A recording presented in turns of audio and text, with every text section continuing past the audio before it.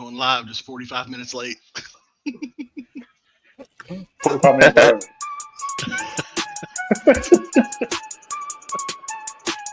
Got what's going on.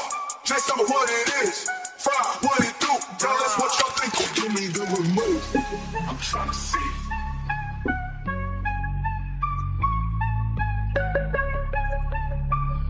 Oh, what's going on here? Where's my anime? Here we go. Just tell me what it is. I was comfortable in my corner. I don't know what that was. What y'all thinking? What y'all thinking? What y'all thinking? Where's my anime?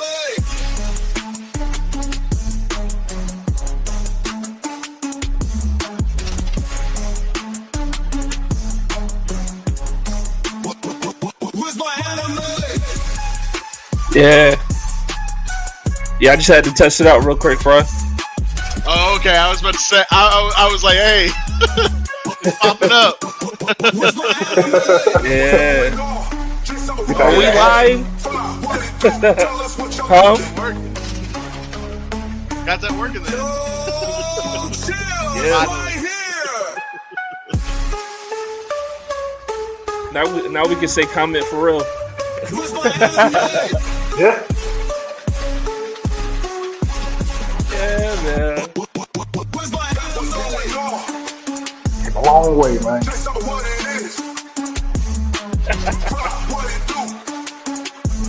What y'all thinking? What y'all thinking? What y'all thinking? Where's my anime?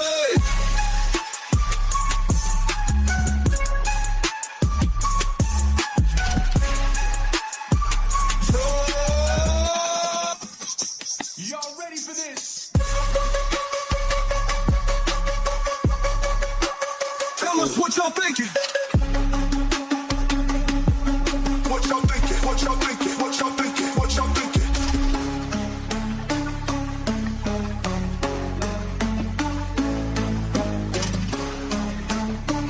Yo, chill, it's right here. What's going on? Just tell me what it is. Where's my anime? What it do? What y'all thinking? What y'all thinking? What y'all thinking? What y'all thinking? Where's my anime?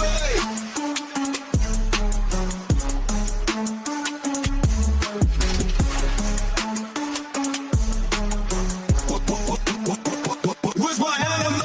What's going on? Just tell me what it is. Fry, what it do? Tell us what y'all thinking.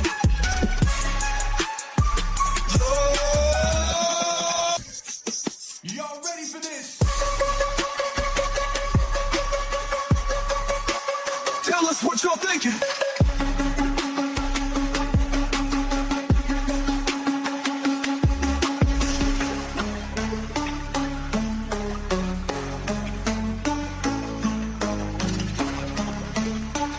Yo, chill, it's right here.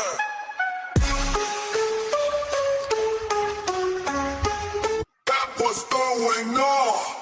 Just tell me what it is. Fry, what it do? Tell us what y'all thinking. And we're back with another one, episode 46. What's going on, world? What's going on? We're live on Facebook, YouTube, Twitch, and X tonight. I'm your boy Jay Sam. I'm here with Dap and Fry, the manga guy and the anime review antagonist. How y'all doing, fellas? Doing good, man. Another week, another day, well, we got an exciting lineup coming up tonight. We're gonna be talking about we got One Punch Man, season 3, episode 4. We got Tokonaki season 1, episode 17. Gotcha Kuda season 1, episode 17. Free Win Beyond Journey's End season 1, episode 13 and 14. We got Sanda season 1, episode 5. Eyes of Wakanda finale. We got My Hero Academia season 8, episode 5. History's greatest villain. What you laughing about, man? Laughing about the greatness we're gonna be talking about, man. The future sight I have for these conversations and things that's gonna be said, man. It's gonna be a good night, man. It's gonna be a good night. Hey, You boys been watching anything, man? We're not covering tonight. Nah, not myself.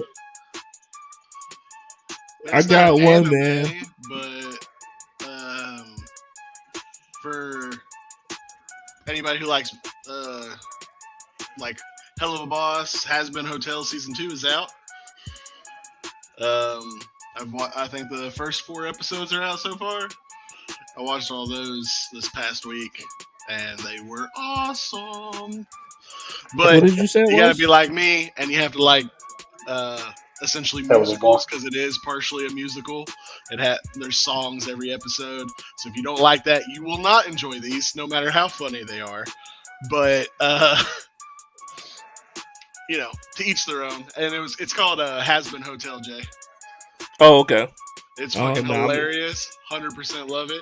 But again, don't like musicals. Don't fucking watch it. You'll hate it. Okay. I started Last of Us last week. Made it through a few episodes. That shit is fire. It's fire.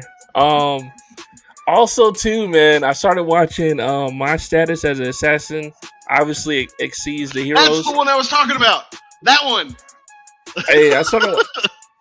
Not gonna lie, I started watching it, man, and I think they have like 5 episodes out.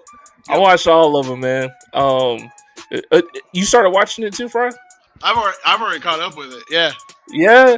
Okay. Yeah. It got some motion in That there, was the one man. I was talking about. It for some reason I get it reminds me of From Commonplace or Commonplace to World's Strongest or whatever the title is of that one, but Yeah. it's first season, which is the good season. Yeah. So I'm hoping it will stay in that good season part and doesn't become the.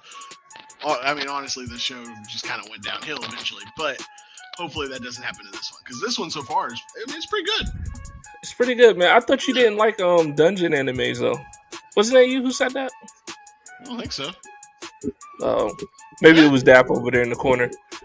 I don't know. But like it has a little bit of solo leveling into it a little bit. Just with the whole. I mean, don't get too excited. I'm not talking about the fight and everything. Although the fights aren't bad. Yeah. I mean, the fights aren't bad. But they're not solo level good. No. But the way the main character is like learning abilities, and then it's like, it's also some type of mainframe that holds all his abilities and stuff that he's able to use and kind of look at his stats and stuff like that. So it has that kind of solo leveling aspect to it. And then obviously within the name, like, what I'm saying, he's not your average assassin, right? And it, you gotta use assassin loosely in this anime for me. Like, it's not really like, It's a more of like hitman a class anime. than it is like a hitman. Yeah. It's more of like, Yeah. he's the assassin class, not an assassin himself. Yeah. His Fair gameplay enough. is assassin. Though he could 100% be an assassin. 100%. Yeah, but he's not, he's not moving like that as far as right now. But yeah, man, it's good, man. We might add it to the lineup if Dap gets on board.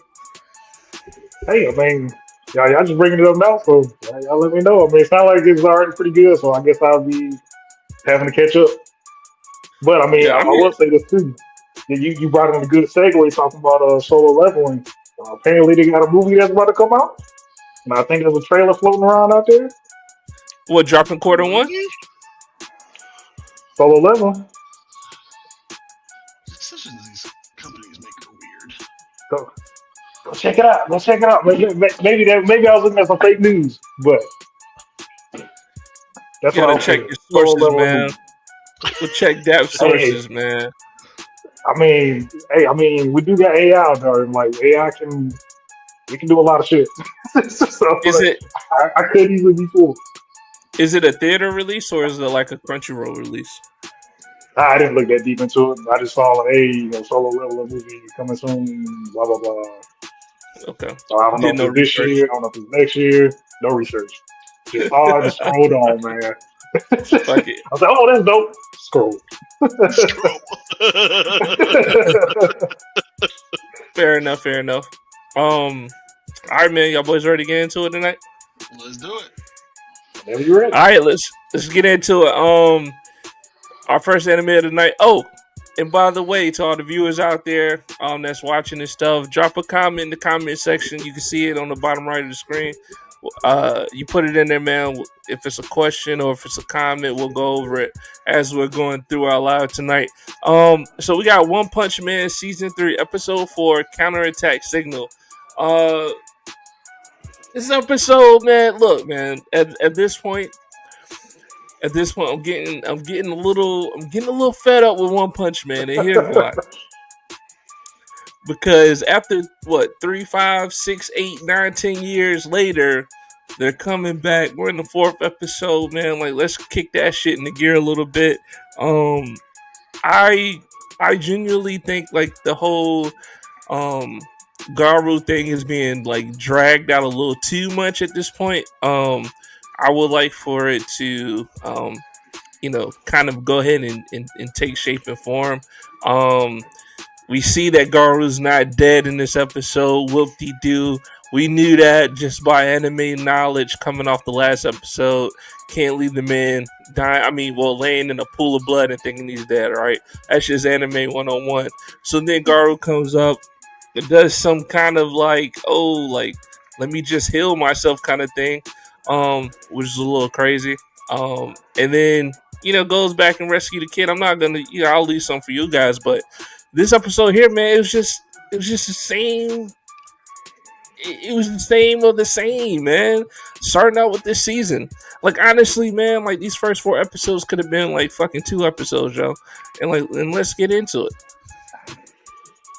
Yeah, like I've been seeing backlash on social media talking about how One Punch is doing, which I can understand. I feel like his main flaw is that we're seeing this like 7 years later. Like I feel like if this came out like more close to when the last season ended, season 2 ended, this wouldn't have been that much of a problem. And in a way, it's like that's really the only thing. Like it's still sticking from what I do know, or from what I've seen and read. Like it's still sticking with the manga, so like there's no faults there. I don't have any problem with how the story is going, but like I'm still going off of the very faint hype from years ago. Well, what would have been years ago because I actually didn't watch season 2 until like a month or 2 ago. But I can still feel anybody else's pain if they watched it when it came out. I can definitely relate to that. It's there. And then even in this episode, the one time where we could have seen action when Garu finally, when Garu started going through one of the tunnels, going to the monster's lair and shit, like he fought some monsters going down the path, but we didn't get to see that. We just got to we got to see his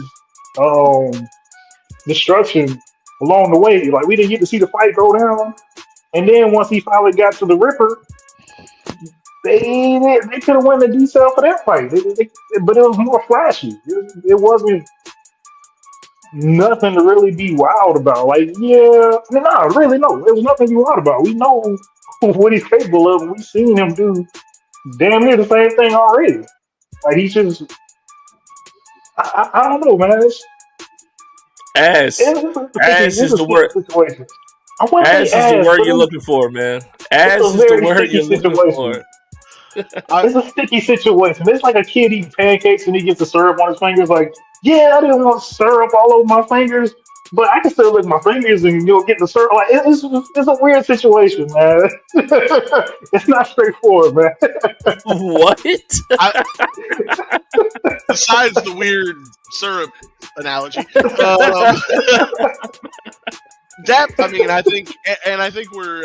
I think you're right that mostly I think this hate's coming from, hey, season 2 came out 7 years ago, 8 years ago, I don't remember, and this is all we've got so far. Like, as someone who has read past this, like, I understand why this part's needed and what it's building towards, but like, that doesn't mean it's not slow, because it is. This is a build-up moment. And personally, I think it's worth the wait But for people who's waited 7, 8 years, 9 years, whatever, to It see ain't worth it this, that much. it ain't worth it to them. Like, that's bullshit to them. The problem is I don't really know how you could fix it, because all this, it's needed for the story. And so, like, to me, it's kind of like the animation studio just kind of got fucked with not being able to continue making the anime after however many, or like, I don't know what stopped them from making it, but whatever it was, that's ended up fucking them more than actually this just being bad.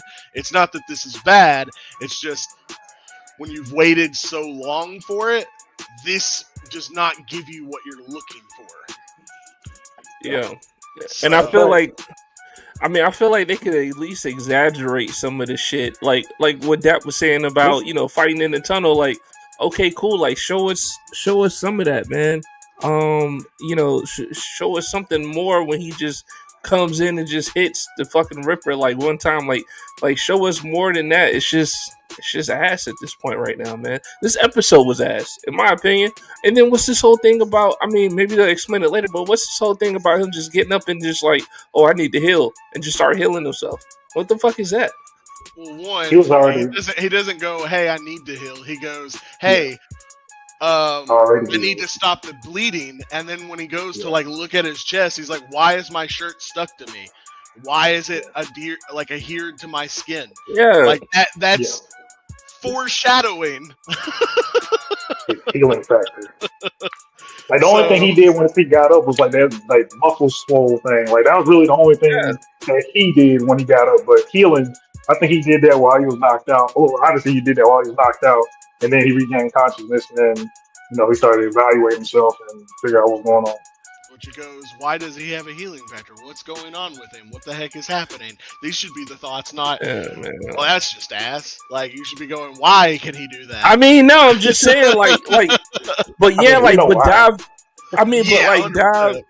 Yeah, I mean, but for me, it's way more interesting, like, if you're diving into that fact, right? Like, not just showing me in a glimpse and then proceed just to have more of, satire with Saitama and his group. Eating some funny. fucking. I loved the whole hot pot scene. It's so like the hot pot shit, cringe, but also hilarious. Like, it's the one punch humor. It's I mean that whole part. I get it. 6 years ago, this would have been cool. Like, I would have been like, oh, ha. Yeah. Now I'm just like, man, get the fuck out of here. Like, come on, guys. Yeah, exactly. Like, just like Depp was saying, too. Like, I mean, you've waited so long for this, man. Like, of course you're not happy with this. This is slow. This is build up. This is, like, hopefully you'll think that when we get to what I think is worth it, you'll think it's worth it as well. But maybe it won't be for a 7-year wait, 6-year wait, or whatever. maybe you won't. Not, maybe you'll be like, hey, that was cool, but not cool enough. Like, that might be your thing. Man, Bleach would never, man. They went on even longer hiatus. That was like 20 years. But we got no, it was over. What? Then they came back. That's still a long time. But 1,000 Year War like a sequel? Yeah, technically. Yeah, I was about to say. No, it is. Yeah. So that's like 7 more episodes, maybe. That's a whole different story. Hey, what's going on, Black Love by Design? Appreciate you for tuning in tonight. Top of the morning. But yeah, man, Bleach would never. But anyway, yeah, man, this episode was mad. Packing mad. I think like besides like what Fry was saying, besides them making the episodes better as it progresses, I think the only way they can really fix it is that if they got already season 4 in production, that's within at least, I don't know, I'll say 4 months to a year, so you're not waiting as long to pick back up where this one left off. I think that's probably really the only way they can fix this. Either that or pick up a manga. I'm kind of curious because, like, do we know how many episodes this season's supposed to get? I'm assuming there's only 12. I'm pretty sure you probably could look it up, but I wouldn't be surprised if it's 12. Damn. Yeah, because if it's only 12, there's not a lot that's going to happen in season 3. Y'all heard it first from the manga guy.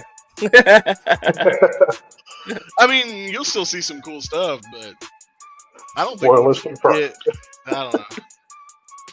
What y'all want to rate this episode, man? Yeah.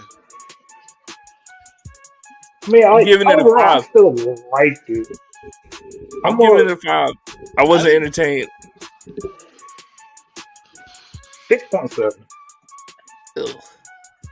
I'll probably go in like a 6. Like, it has its funny moments and stuff. There's just not a lot going around, and I feel for everybody who's waited so long for it. Like, I gotta admit, like I feel bad. Like, goddamn, like this is all you're getting. Facts. Yeah. Like, those were my legit thoughts while I was watching the episode. I was like, oh man, I would be pissed if I had to wait this long for this. I thought the episode was gonna go into detail because, like, when they showed whatever Garu did when he got like super swole and shit, like the extra like amount of animation details they put into that, I was like, oh shit, I think we gonna be getting into it in this episode. And Fuck no. it didn't. I think it's more like the whole him like wiping out the monsters off screen and then taking out, of course, Ripper so quick. It's more to show that whatever is happening with Garo, right? Yeah, with Garo, it's already made it to the point where he is basically in top form, and essentially just to beat the shit out of the dude who cut him up into pieces. Well, not real pieces, but you know what I mean. Left him in a pool of blood, like. Which, don't get me wrong, the only real reason I think he left him in a pool of blood was he attacked with his back turned. But I think it's more to show that, yeah, he's whatever's going on, it's starting, and this is showing like a boost of power. Yeah. So. Well, we'll see episode 5, man. All right, well, moving along. Do better, man. Do better and come with some fucking heat, man. But moving along, we got Toganaki season 1, episode 17. The Vengeful Oni. This episode, man, was Oni, whatever you want to call it. It was a little interesting, man. Not a whole lot going on here. I mean, it wasn't. I say not a whole lot going on. But we got Kakashi 2.0. We had him fighting one of the Momotaros. That fight was a little interesting. With the Momotaro using a bacteria scythe. It was a brute versus how you want to put that? It was a brute versus a strategist, right? And the fight was pretty much over. And then you had, nice little sentimental moment between Jin and Shiki on the bench, and it, just talking about his childhood. And it was okay, man. It's just that with that whole story, the irony in that whole story is the fact that, well, first of all, that was a pretty dark. That whole story makes no sense. It does make sense, and here's why. Does not. It does make sense, and here's why. You know what I'm saying? Because Momotaro had this strong resolve about killing all the Oni. It was only right not right, but it made sense for his dad to come home and, kill the mom and daughter. And then also leave his son for dead. I mean, it's a pretty dark origin story. But the whole irony about it is that the fact that his dad was a cop, also a Momotaro, and now Shiki and the crew is collaborating with another cop who's also a Momotaro and probably gonna get ambushed. They're not cops. That's just their cover story. Right, that's what I'm saying. But the cover story is a cop. Like, you know what I'm saying? I'm sure his dad really wasn't out there doing police work. Maybe police work in the Oni. You know what I'm saying? But I mean, I found the irony in that. There's irony there, but here's the reason this doesn't make any goddamn sense. Tell me. He knew his wife was a fucking Oni. No, he didn't. Yes, he did. There's nothing. There's literally nothing in the story that tells us he doesn't know it. They said some little piece about that. They said not all Oni show exactly all their powers as they grow up. Like sometimes they are adults and then their powers That peak out. yes, that's for the But children. Or well, yeah, but he was no, I talking said for about those two. yeah, it was for those two. But what I'm saying is, like, he knew she was an Oni because he knew there was the potential of his children being Oni. Like, No, there's he nothing. found out. How? No, How do you find out? It does. They don't tell you how he found out, but he came home and he found out. There's nothing that says that he came home and he found out either. Well, it's nothing to be said about It's just that. that he came there and he's like, they were Oni. I had to kill them. And Right. it's like, motherfucker, like, I mean, how did you not know that before? I mean, the He real didn't question know. is, why would old girl who is a Oni Oh, get that's, with a that was Momotaro? the That's next the part. real stupid That's part. the next part that doesn't make any sense. This woman Have knew you- she was an Oni, and yet she was like, you know what? That Momotaro's too fine. It's too good. Like, I Have you gotta heard of a fucking be thing? there. Have you heard of a thing called love? Have you ever heard a thing called bullshit? Out the Damn, bull's mouth. man. Love is makes real, man. No sense. Love is blind, and it'll take over your mind. Whatever. It doesn't make any damn sense. Like, honestly, I was like, until that part, I was like, you know what? This isn't a bad episode. Then that happens, and I went, never mind. It's a horrible episode. Nah, man, this shit was cool, man. Nah, man. That shit was cool, man. I mean, you know, just another example of a young character in the anime with a terrible backstory. I mean, when I say terrible, I mean like horrible. But and then also too, man, like in this situation, I kind of giggled when Shiki was like, "All right, man, like I'm gonna go use the bathroom." That motherfucker was just crying. He came back, and his like eyelids is all pink and shit. I couldn't even laugh at that. I felt like that messed up the build up. I was like, man, like, what the? Like, I get why he did it, but like, just the way, for me, it felt like the way it was executed. Just like all the rest of the time, they try to make like comical shit. Like, for whatever reason, it just seems forced. Like, it didn't come off. That felt very teenage boy to me. Yeah. Where they're like, I gotta be a man. I can't show weakness. And then so he goes to the bathroom and cries. That was funny. That's like I said, that was a good part. Like, it was until the dude's backstory doesn't make any goddamn sense. It is stupid as fuck. Like, don't get me wrong, it's sad, but with his dad going, they were Oni, are you an Oni too? And he fucking transforms because, of course, his own father murdered his fucking sister and mother. Of course he's gonna lose fucking control. Fucking and yeah, and then the dude just cuts him up. Like, what the fuck? Yeah. Cut his ass up good. Apparently not. And honestly,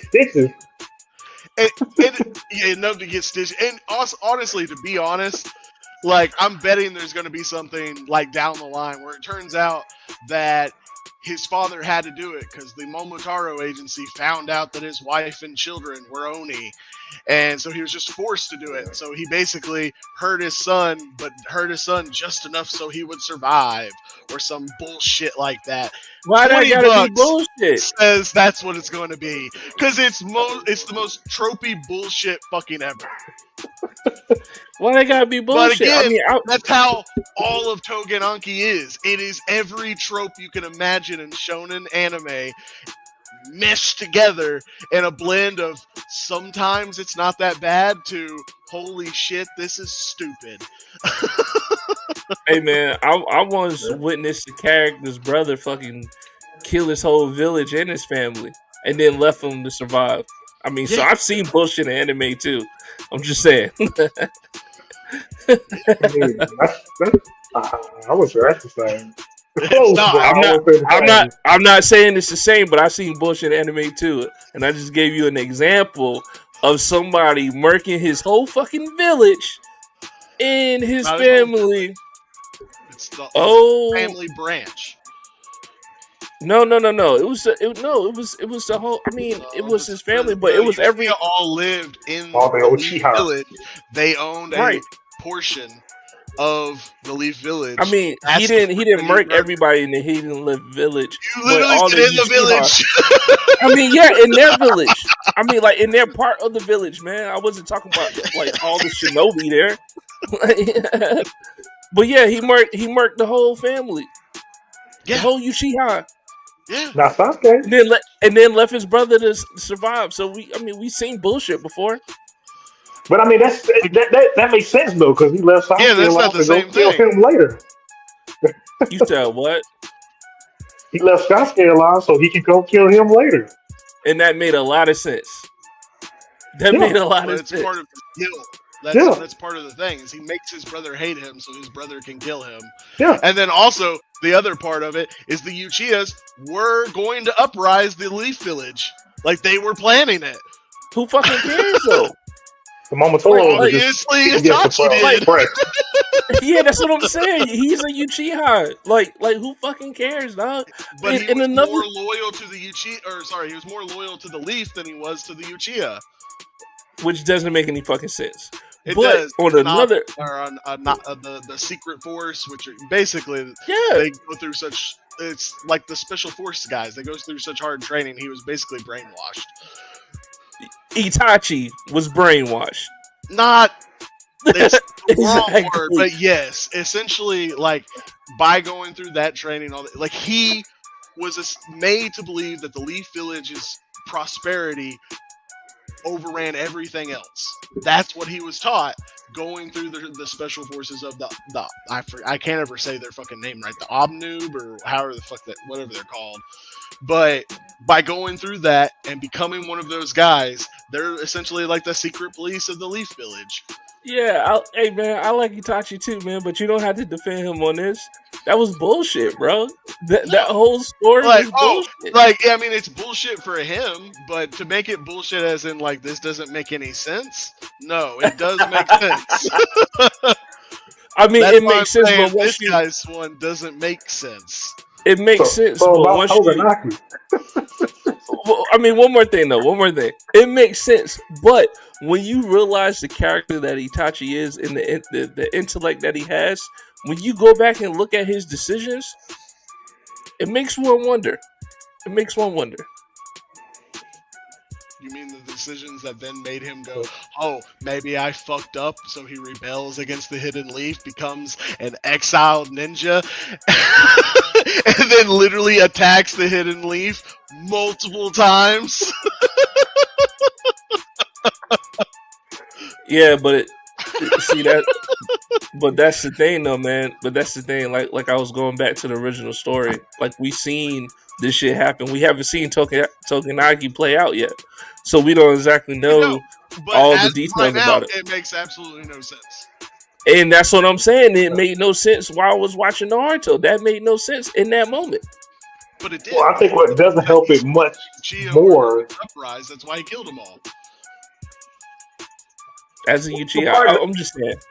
Also, part that confuses me about all this, though, isn't even that knowledge either. Your first introduction is just that he's a bad guy. You don't learn anything about his stuff until later on. That's another thing that they could have done was he wouldn't tell. Like, why did they tell the story at this point? Like, I get it. This was for this little moment between him and Shiki, which that part makes sense. But when he, like, the scene with his father and going, oh, they were Oni, so they had to die, and all this other stuff, I was just like, motherfucker, like, how did you not know? Yeah, but that's the thing. That's it. That's the children. I get it. I 100% do. They talk about it can take forever for them to appear and all that kind of stuff. But for his mother, completely different. Not just for him not knowing, but then also for her going, oh, I'm an Oni, but I'm still going to be with a fucking Momotaro. That's the other part. I was like, when they talk about his dad being a Momotaro, I thought we were going to have some like little thing where, you know, it was like Romeo and Juliet shit, where they found love, and even though they're on opposite sides or whatever, and maybe he was forced to murder his family. That could be true too. We don't know. That could be true, but that's what I'm saying. Like with the way they presented it now, it doesn't matter. He's a bad guy. If that is true. It's just bullshit. He's just a bad guy right now. That's his introduction, a bad guy who killed his parents. I mean, who killed Jin's parents. It was already done. Like, that's what I'm saying. You already learned the stuff you needed to know to phrase him as a bad guy. You didn't need this scene to do that. I think you did, man. We needed to be illustrated. We needed to see I it. mean, what makes it even more shitty though, I mean, he's already a Momotaro. We only seen one Momotaro that was like, yeah, he's a good guy. Like that already what makes the shit more shittier. Like once you got tied in with a story with a Momo and a Momotaro and Oni, you already know it was gonna be a bad match. We don't have the whole backstory, guys. I mean, we don't, but the way the story pans out, because this is fucking Tokanaki, and their story writing or however they're trying to do this shit is just fucking all over the place. We only Terrible. seen one good Momotaro. That is just shitty writing. Well, why do you need to see good Momo? I mean, why do you need to see more than one good Momotaro? Like when I say good, like there's only like two sides of the coin. The closest you got was a third or second person that was like, yeah. Sometimes I let some of the Onis run away, or I forgot what the dude's like half-ass moral was on killing Onis. But like besides him, we only see people that just absolute. I see an Oni, I kill an Oni. With no regard of what the Oni was actually doing, what his Yeah, purpose was. Like it's just outright, hey, eradicate on site.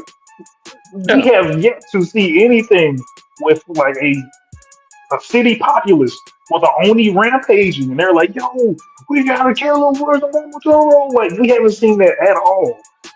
If anything, the Momotoros are doing more problems to the communities at large than the Onis are. They're collaborating with gangs. They're burning hospitals. There is nothing to look at the Momotoros and be like, "I expect something good out of them eventually." That's true. Like, cause even when yeah. the captain dude and the umbrella guy fight, the captain dude warns him. He's like, "There's some normal people coming down here who are jogging," and he's like, "That's not a problem with me. I don't care about collateral damage." Is essentially what he says. But he's like, "But what about you?" And it's like, aren't you supposed to be the good guys? Like in your head, like what the fuck's going on? Right. And which also, I think Tokanaki does a good job of making you question that, right? Because they present them to act like they are the good guys in their own head, but of course, by watching this, just like that, you explained perfectly, they're not doing a good job at it, and they are the aggressors. They are the ones that are murdering in cold blood, even to civilian onis who aren't a part of the combat and stuff like that. So I think Toganaki is doing a good job of setting that up. How many episodes is this? Nah, bro, we passed that up. It's 17 episodes deep. I mean, yeah, I mean this isn't a setup, but they're showing consistent behaviors with the Momotaro, and it kind of makes you side with the Oni. I mean, you kind of have to. We haven't seen a single Oni that acted in any kind of violence outside of self defense. You can't even call that being violent. We haven't seen any Oni take action outside of self defense. And that's fine. Not a single one. That's That's fine with me. insane, bro. There should be like if you were like if this was to be this would be so much of a better story if we actually saw a nice tuggle back and forth, a nice tug of war between the balance of two sides trying to do right for either the group for the people at large or for their people at large. It would have been so much of a better story if there was a tug of war with that. We actually do see Oni's rampage now. We actually do see them like I don't know stealing and shit because they're being oppressed. They can't go do shit they normally would like to do or like a regular person would be able to do because they always got to watch their back for a Momotaro.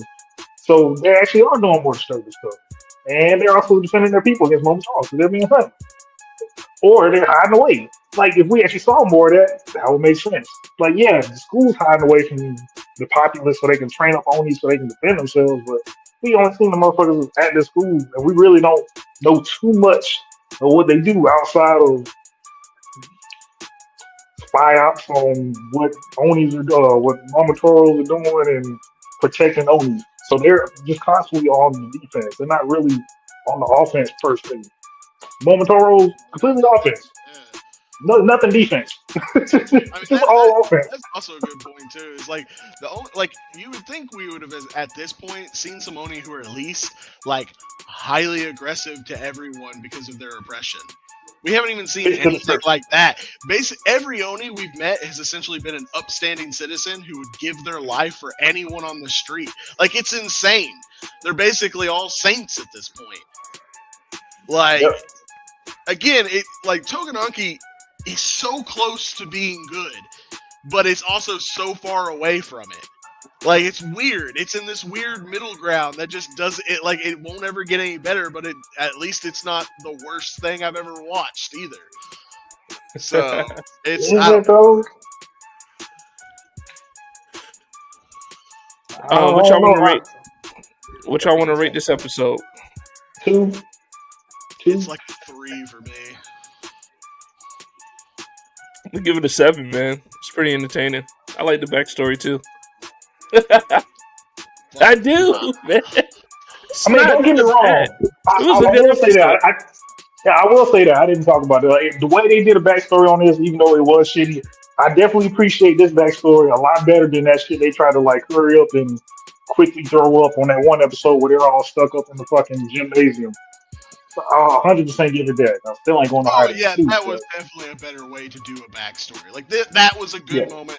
They've sat down. This is a, classic way to give some more information on a character. It doesn't feel forced. It feels natural. All that good stuff. Yeah. All right, guys. Moving along. Next episode, we got Gacha Okuda Season 1, Episode 17, Memories of a Mediocrity. Mediocrity, yeah. You know what? I'm gonna let you guys go first on this one. I got some thoughts about Gacha Okuda. Go ahead. So, I feel like it's best to say Togenaki take notes. This was an even better way to do a backstory.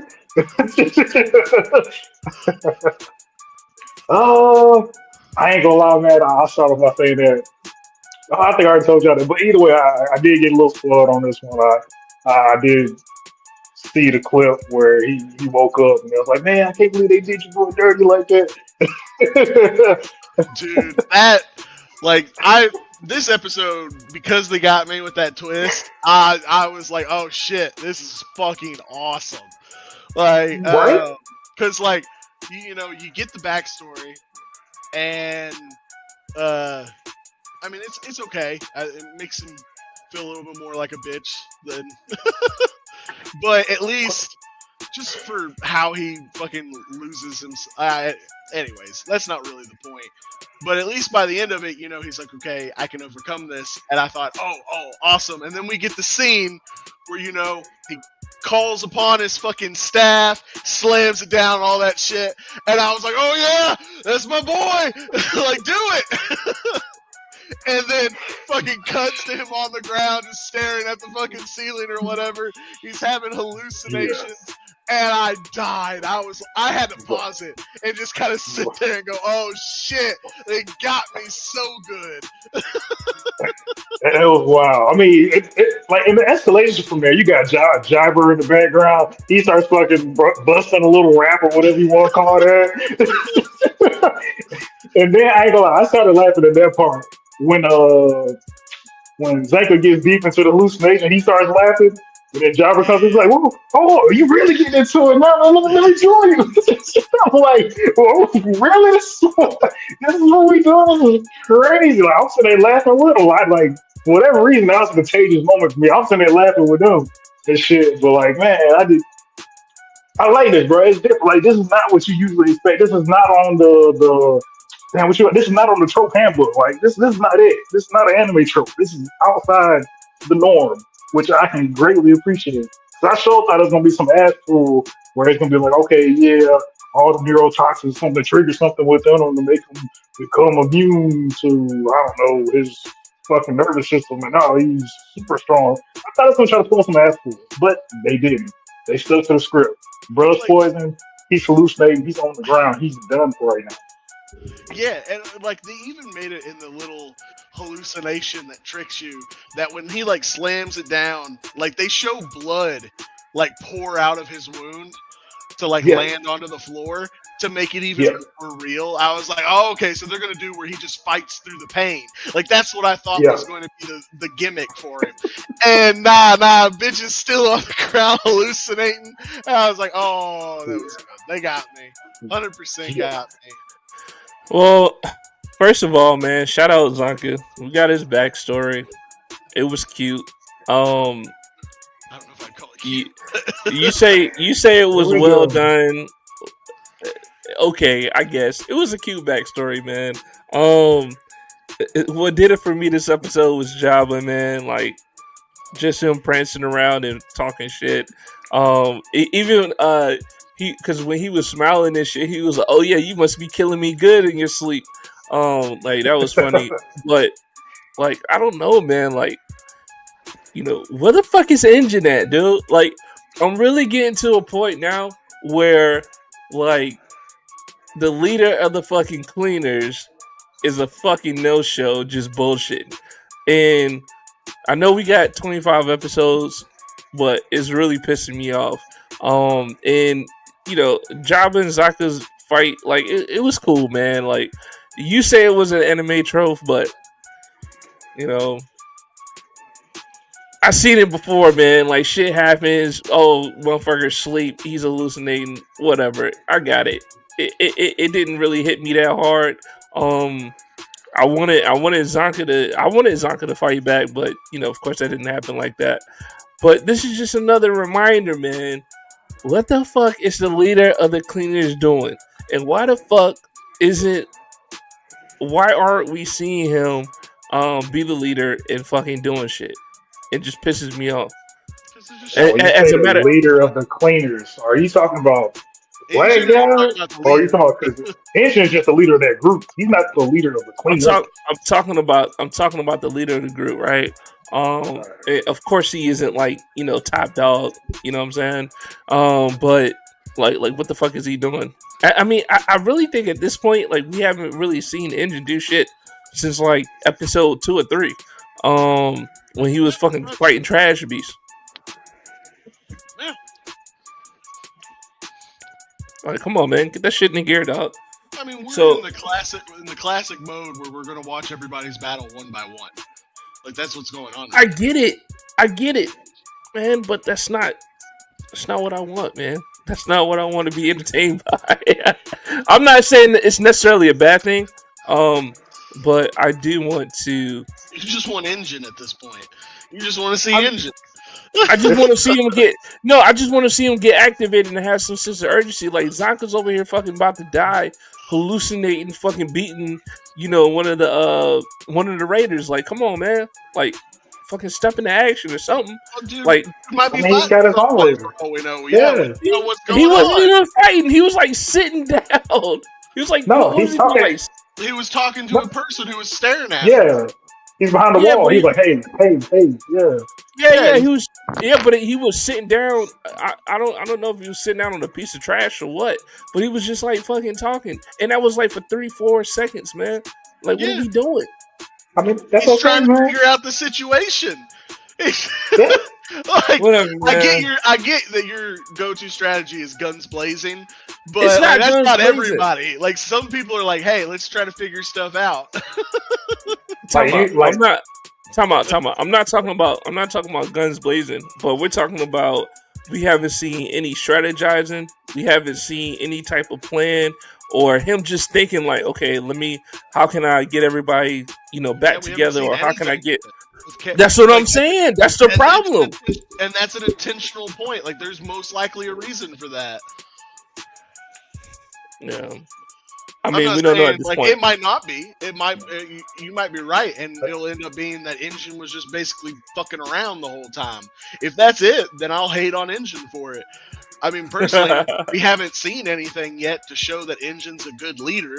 He's just had a couple moments where he's done good inspirational moments. So maybe he's just a good mentor. Maybe he's not a good leader at all. Like, I don't know yet. I mean, we know he's nice with the umbrella, though, man.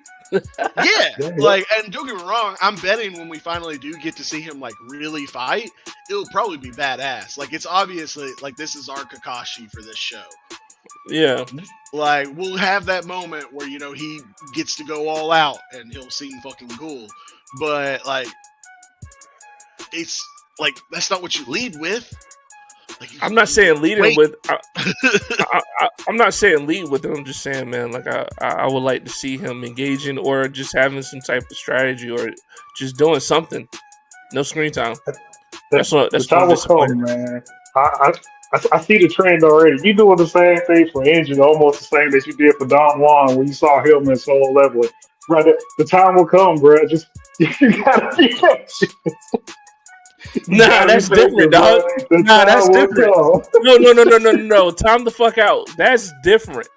Because they teased you with Don Juan and Solo Leveling, dog. Like, they teased you. They showed them. You know They what I'm teach you saying? an Engine. I mean, nah, man, not really. It's been fucking, what, 13 episodes later? 14. Whenever we all the first seen Solo him. Leveling is Solo Leveling is done. We waiting on the next season. Yeah, but I'm just we saying, still we man, still like, got plenty of Gotcha Cuda to go. yes, man, but Well, what I'm plenty. saying is, and go back to your Don Juan thing. I was just more pissed off that they didn't animate the fight between him and fucking Jin Woo's dad. Like, that was like my only fucking disappointing. I was like, how the fuck he get beat up so bad and you don't even show not 1 second of it? And just like they did in To Be Hero X with Iso. At the end, like, they didn't show the ending. Like, how can you fucking not show that? And all I'm saying is we're to this point now. And please don't fucking just have Engine walking out the fucking tunnel going somewhere else, and we don't even, see how he gets out of this situation that he's in right He now. probably That's what I'm will. saying. He'll probably It's be just a walking little around swinging the umbrella, and you'll see like there's a body with blood coming out of it. it's so fucking I wouldn't ass, be man. surprised if they do that. So They gotta ass, introduce. dog. They gotta introduce the Raiders. I don't think they're gonna do that. Like so far, they've I don't introduced think so either, because the one Raider. like the one thing for me is that like I want more Ridu. Like, I was like, why are we not getting? Like, I want to know what the fuck's going on with him. I And mean, that too. That's what I'm like. Engine will get to. I know that eventually he'll come into play. And I know Ridu, of course, obviously, eventually will come into play too.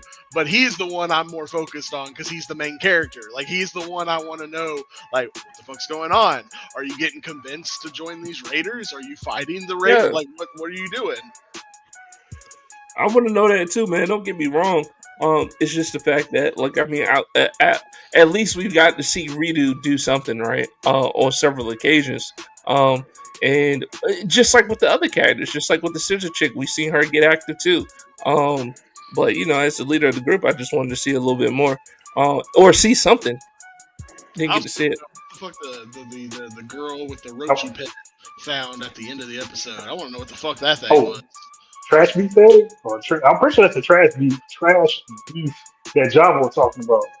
Because remember, he said he's going to take the Becker. This is going to be their. They said they were cultivating them, so they're like, is it going to be like one of their babies, basically?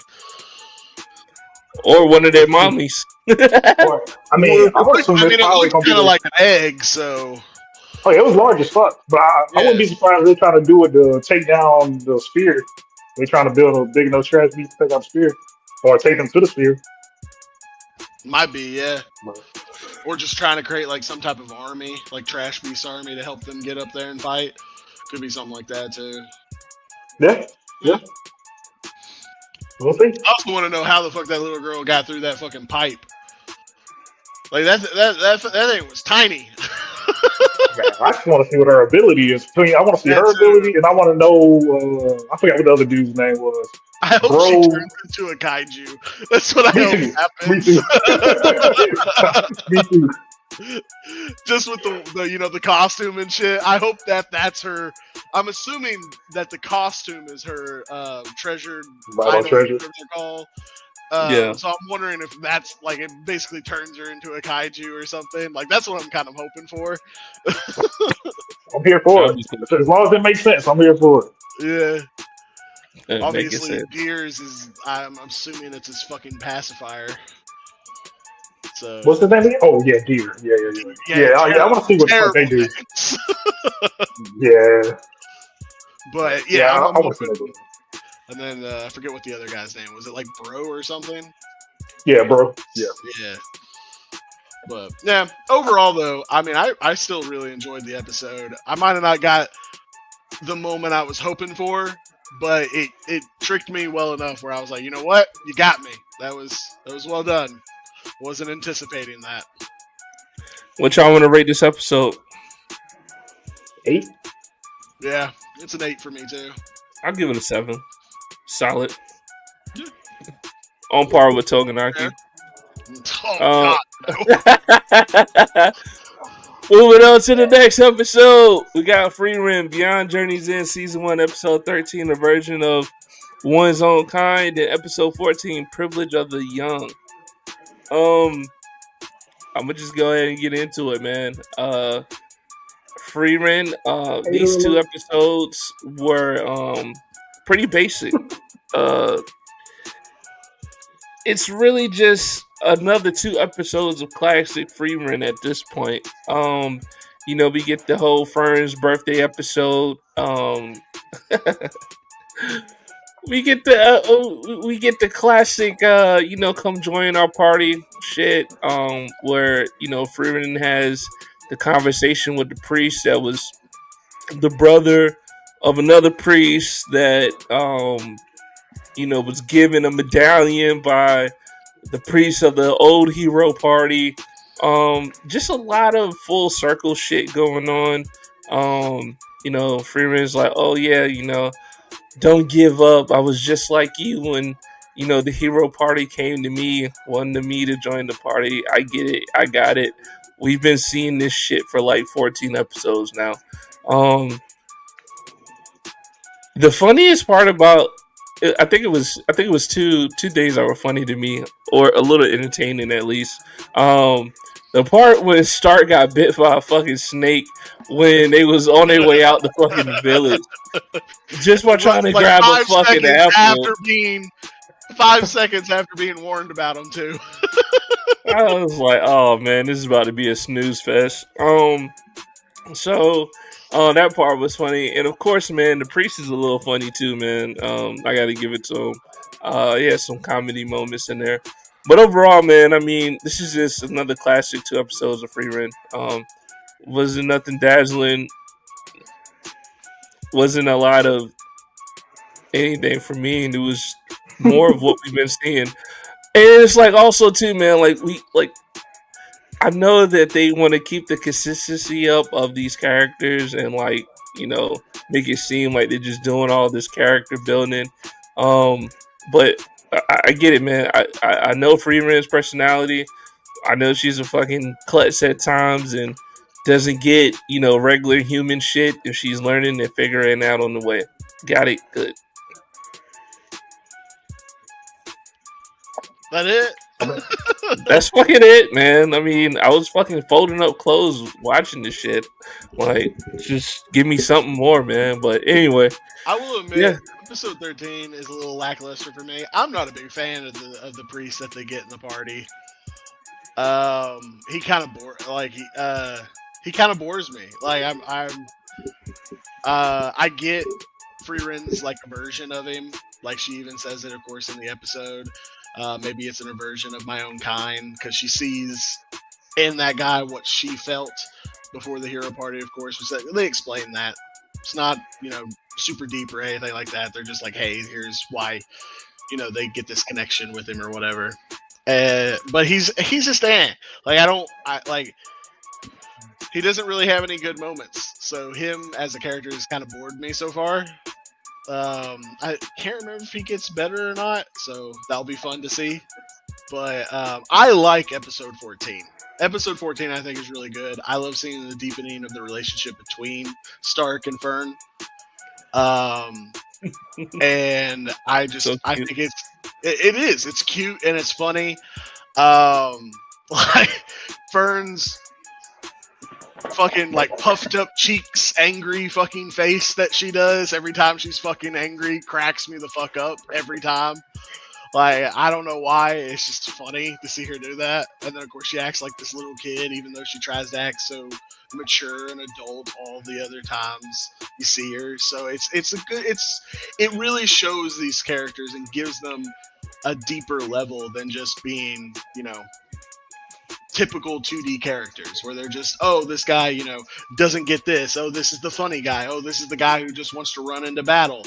Like, they're not 2D characters. These people have depth. They have weaknesses and strengths and things they miss and all that kind of stuff. And episodes like this really like highlight that. They really show you like these are really well thought out characters, and then this is how we're developing them. Again, I mean, I agree with you. Episode 13 is not the greatest. Episode 14, though, love to death. I think it's great. I don't think I like how. I will agree with Jason on that one. I would like to see a change of pace on how they get people recruited for the team. If anybody else is even going to join the team, because right now we got mirror image of what. Well, not even mirror image, but we got the same amount of people that was in the hair party when Friend was with Mel and everybody. So I'm hoping there's more people, but I'm hoping they join the team in a more. I don't even know how to describe it. It just doesn't need to be the same way it's been going on so far. Like so far, Free Run to go somewhere. She talked to somebody. They already got somebody that they're already trying to force onto her to join the party, and then eventually they join the party, and then they go out on an adventure. I would like something that kind of pushes them together outside of the connection between the party that Free Run was with in the past. Like maybe they'll be in the middle of a battle, they fight it Good out, fucking luck. like something like that. I do want to see it change up on that. Oh, hey, don't try to spoil it, man. I said we'll see. What the fuck? Good fucking Those luck. are that's like foreshadowing spoilers. We don't need that here. So I just can't say words. Okay. But hopefully we get some more people. I mean, we just got the priest into the team. I feel like he kind of rounds out the team a little bit because he is the one that's an actual adult within like two teenagers, and then I mean, obviously, Freeland is an adult too, but the mannerisms and the way she takes information, at least human behavior, can be kind of childish footing. So at least he kind of rounds it out as being like the parent of the group in a way, or at least he'll probably be more like a mentor and stuff, like how we saw in episode 14, which I think I said I like episode 14 more than 13 as well. Yeah. We already knew a relationship between Fern and Stark was going to be there. It's cool to see it grow up and blossom and do all that good stuff. Oh, before I forget though. No, don't say it. Don't say it because I have one more thing. I have one more thing that made me laugh, and I think it's what you're about to bring up. Dude, in episode 13, dude, when Freeman blew that fucking kiss, yeah, I was like, hilarious. Dude, I shook my head so hard, man. I was like, "What the fuck is this, man?" It was honestly, like her master, and then it worked on Himmel, didn't it? Like he was the only one it worked on. Yeah. But I mean, honestly, I'm glad that's what it was because I thought it was gonna be something else. She said seduction, and we already had one episode where she was like, "Hey, I got a potion that takes away clothes." I'm like, "Oh, please, please, man, please don't tell me about dude." You know it's gonna be like a Sanders situation or something. God, whoa! You dropping foresight and some spoilers, but nah, that flashing with some kind of something like that. Did he go out for a second for you, Jay? But yeah, he went out for a second. He's back. Oh, can you hear me now? Yeah, you got. The microwave probably turned on. I thought she was gonna end up flashing them or something, and then they was gonna go on like that, and I was like, "Oh man, they about to tarnish Free Range." Well, I'm glad that's what it turned into. It wasn't nothing crazy. I thought that was episode 14, so thank you for catching that. Yeah. I knew Fry was about to bring that shit up. I knew he was gonna bring that up.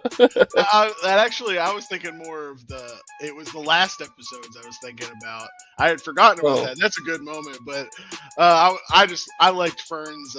It was with the potion that would get rid of clothes things at the end of the episode where like Starks goes like, that sounds neat or something of that sort, and she like mumbles under her breath, pervert, and he's like, what did I do? But yeah, that was a completely different episode. I was mixing them up. I mean, and the other part too, where when they find out, you're like, yeah, the priest likes older women. And everybody's like slowly heading to free rent. And then she finally catches. I was like, oh yeah, I'm an older woman. Technically, I mean, legit. I mean, yeah, I guess you could. In a human perspective, yes, she would be an older woman. But yeah, that was a little funny nod too.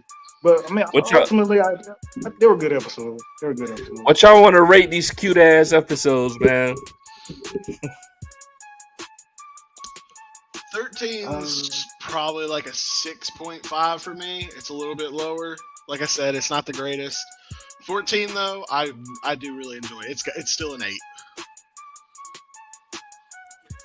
I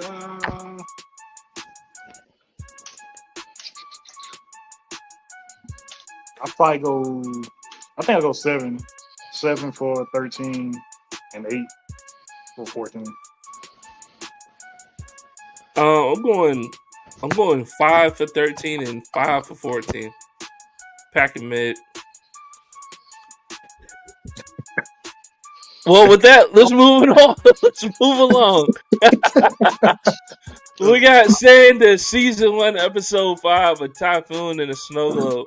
I'm gonna just say this about Sanda, man, and I don't know, man. Like, I guess we can vote on air or off air if you guys want to. We want to keep reviewing this shit because each episode, as we go more and more into this season, man, just gets more weird. I will say it's a couple takeaways from this episode. Fry, I think you alluded to it off air. You shirt over there, Dap? Yeah, what's up? I know we just hearing a lot of interference. Oh, okay. I got you. But I think you alluded to it off air, man. Apparently, you can go into puberty just by going to sleep if you're a child.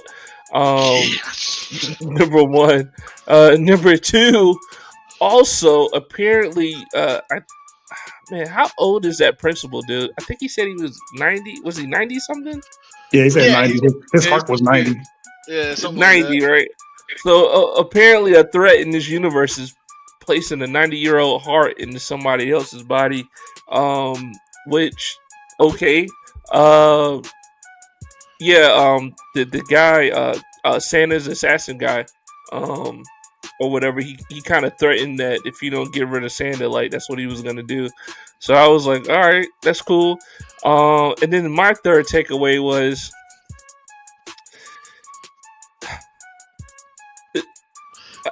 I guess it makes sense why she ran away, but at the same time, one girl made up a lie saying that she was dead, and then everybody believed it, including like her parents and shit, or maybe not her parents. I don't fucking know, but it's all weird. It didn't really make sense how like they brought. I thought that Fujirama, or how do you say her name? No, it's like Fuyumuro, something like that. Yeah, Fuyumuro, whatever her name is. I thought she was dreaming the whole time she was in the fucking laundromat. You know what I'm saying? When she was talking to her. Ona, right? Her name's Ona? Something like that. Ona, yeah. Like, I thought she was dreaming like the whole time she was in there, like not really seeing who she was and stuff. I'm not even going to talk about the interaction. I'll say that for you guys. But I just think like how she told her side of the story, and then now that we know that the chick that was the redhead girl was like, yeah, I lied about her being dead, and that was, I'm assuming, was the basis of this whole story of her just being dead. And I don't know. It didn't really tickle my fancy like that. So, but you guys go ahead. You bring back stuff I didn't want to remember, honestly. Dude, honestly, this whole episode was fucking wonky. It was more sand and nonsense, and yeah, like the if you fall asleep, not only one can apparently falling asleep help push you towards puberty, but then two, apparently puberty just happens overnight.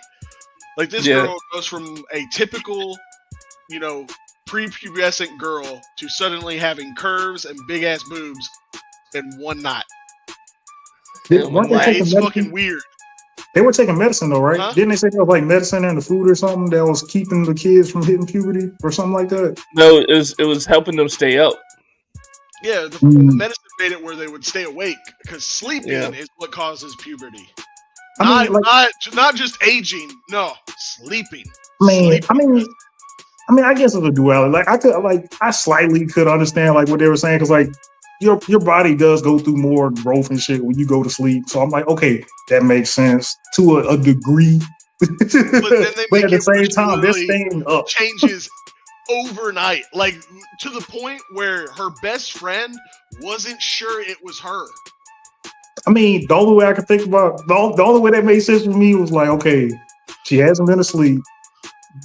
She has like all this pent up hormones that can't be released because she's not properly, getting that body rest time and growth like you would normally get when you go to sleep. So when she went to sleep, it all just flooded out. Boom. I mean, granted, yes, highly exaggerated. It's anime though. It's not real life. That's true, but it's still it's weird. It's too weird. Like with this episode, all just flooded out. Yeah. I mean, she's been gone. She's been gone for a minute too, though. So you got to think, like, maybe from when it happened, and then she's been gone for like a month, right? So you talking about like a month? Her, but it only but that her sleeping in the same bed with her thing, that was a flashback. Yeah, her sleeping with her and then waking up to a full-grown woman's body. That's one night. Yeah, and that's the same way she looked when she came into the laundromat, and that's the reason why she left. Because she thought she was going to be like expelled or whatever she thought by the principal. Yeah, she was an adult. She was an adult. Yeah, she's an adult. And then also like and then again, like it was such a drastic change that her friend wasn't 100% sure it was her.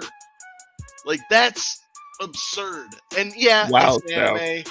Animes, exaggerate stuff. They blow things out of proportion. I get that, I do.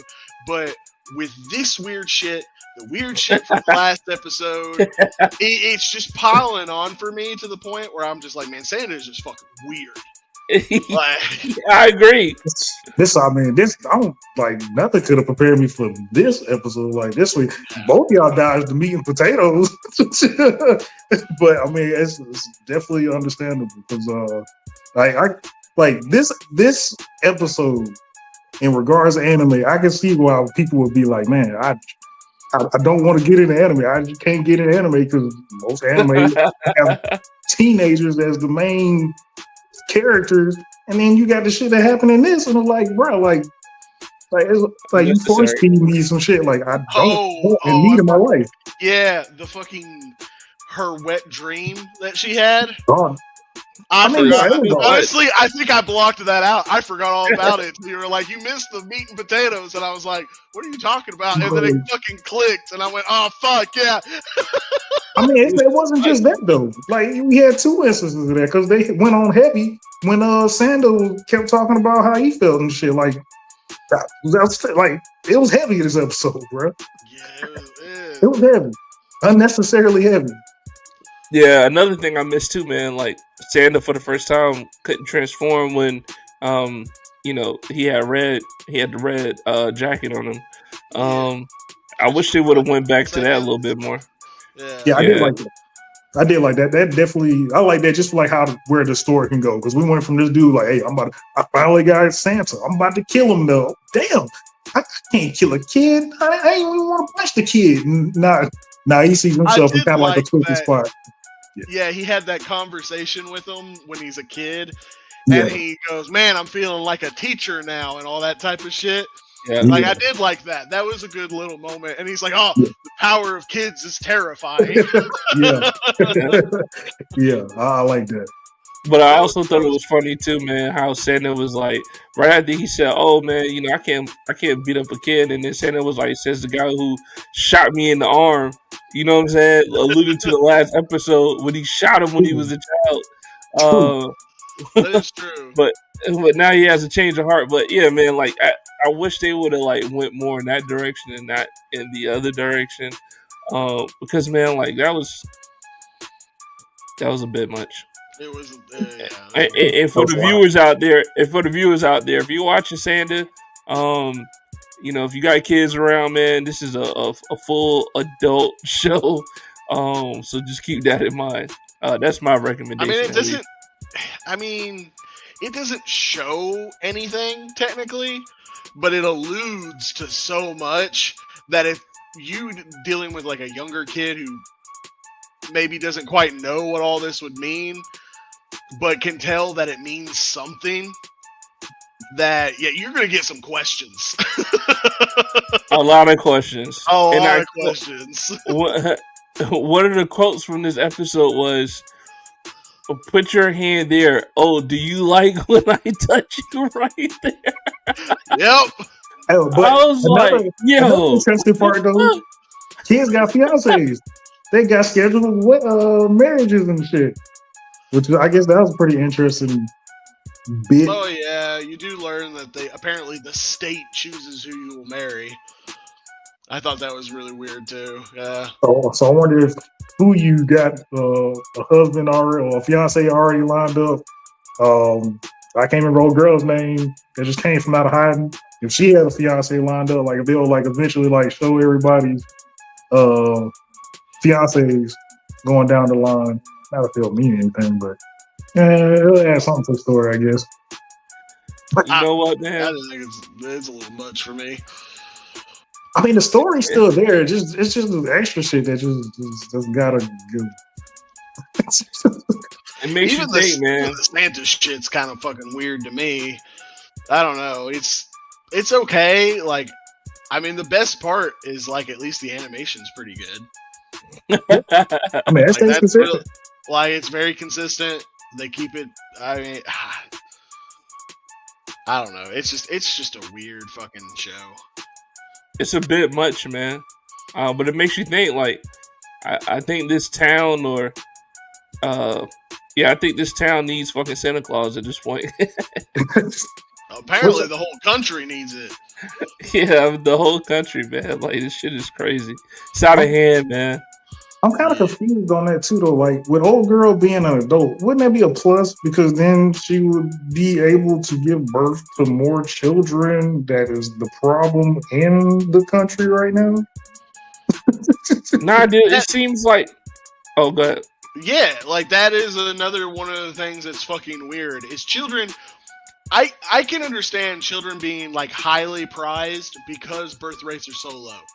100% get that. I get why society would suddenly like prop them up and give them all these benefits and all that type of stuff to protect them and various things because they don't have a lot of them. That makes sense. But then there's also this weird like line drawn that the moment you're an adult, apparently you're just now worthless trash. Like, that doesn't make really any sense either. Like, yeah. It's like some kids next door level type shit. Kinda, yeah. But it also, like, we see that apparently it's really hard to get jobs. That is one thing we learned from this episode. I mean, it's hinted at with, being told that the country's doing terrible, but with at least with the scene with the Santa hunter or whatever and all his buddies, it's very obvious that it's incredibly difficult to get jobs. But it's like, once again, like if you're getting all these newer children who are, entering adulthood and all that kind of stuff, you wouldn't immediately go, all right, you're trash now, go figure stuff out.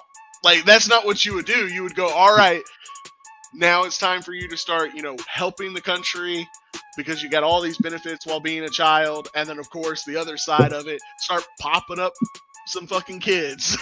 Get with your fiance that we assigned to you that you've And been apparently growing we a can assign. relationship. Yeah, that's another thing. Like I was thinking, like since the birth rate was so low, I was just assuming that like they were still allowing people to choose or something, and then it was just people were like just not choosing, or maybe there was like some disease that was making it where people were having much lower chances of getting pregnant or something. Like I like there was a bunch of ideas. No, apparently just like they just assign people stuff, and it's like, what the fuck's going on? Like this whole country is fucked up. This whole world's fucked up, as far as I can tell. Yeah. And I don't, and honestly, I don't even know if I really want to know. But I mean, honestly, that could be a part of it, right? Like the economy, not being able to afford kids. I mean, I that could play a part in all of it. Yeah. What y'all want to rate this episode, man? God, I don't know. I mean, like story progression wise, like with the Santa not turning into the Santa Claus thing and the I think I'm gonna backstory give it for a old 5. girl. Oh, that's all I'm going to, but I'm trying to like separate. Because I really can't. I can't like the story isn't too bad when it's like actual story stuff. Yeah. But then we have all this really weird nonsense that I'm just like, man, this is like kind of uncomfortable to watch. Yeah. Not even kind of like. I mean, at least me, like it is uncomfortable to watch. Yeah. Fair. Yeah, I'm going with a 4, man. I mean, that's fair. I'm not gonna argue that one. I mean, it is. Man, I say 5. Like I do like the little bit of stuff they add for the story outside of the extraness. Like I do want to see how that plays out and what that will entail if we even continue watching this.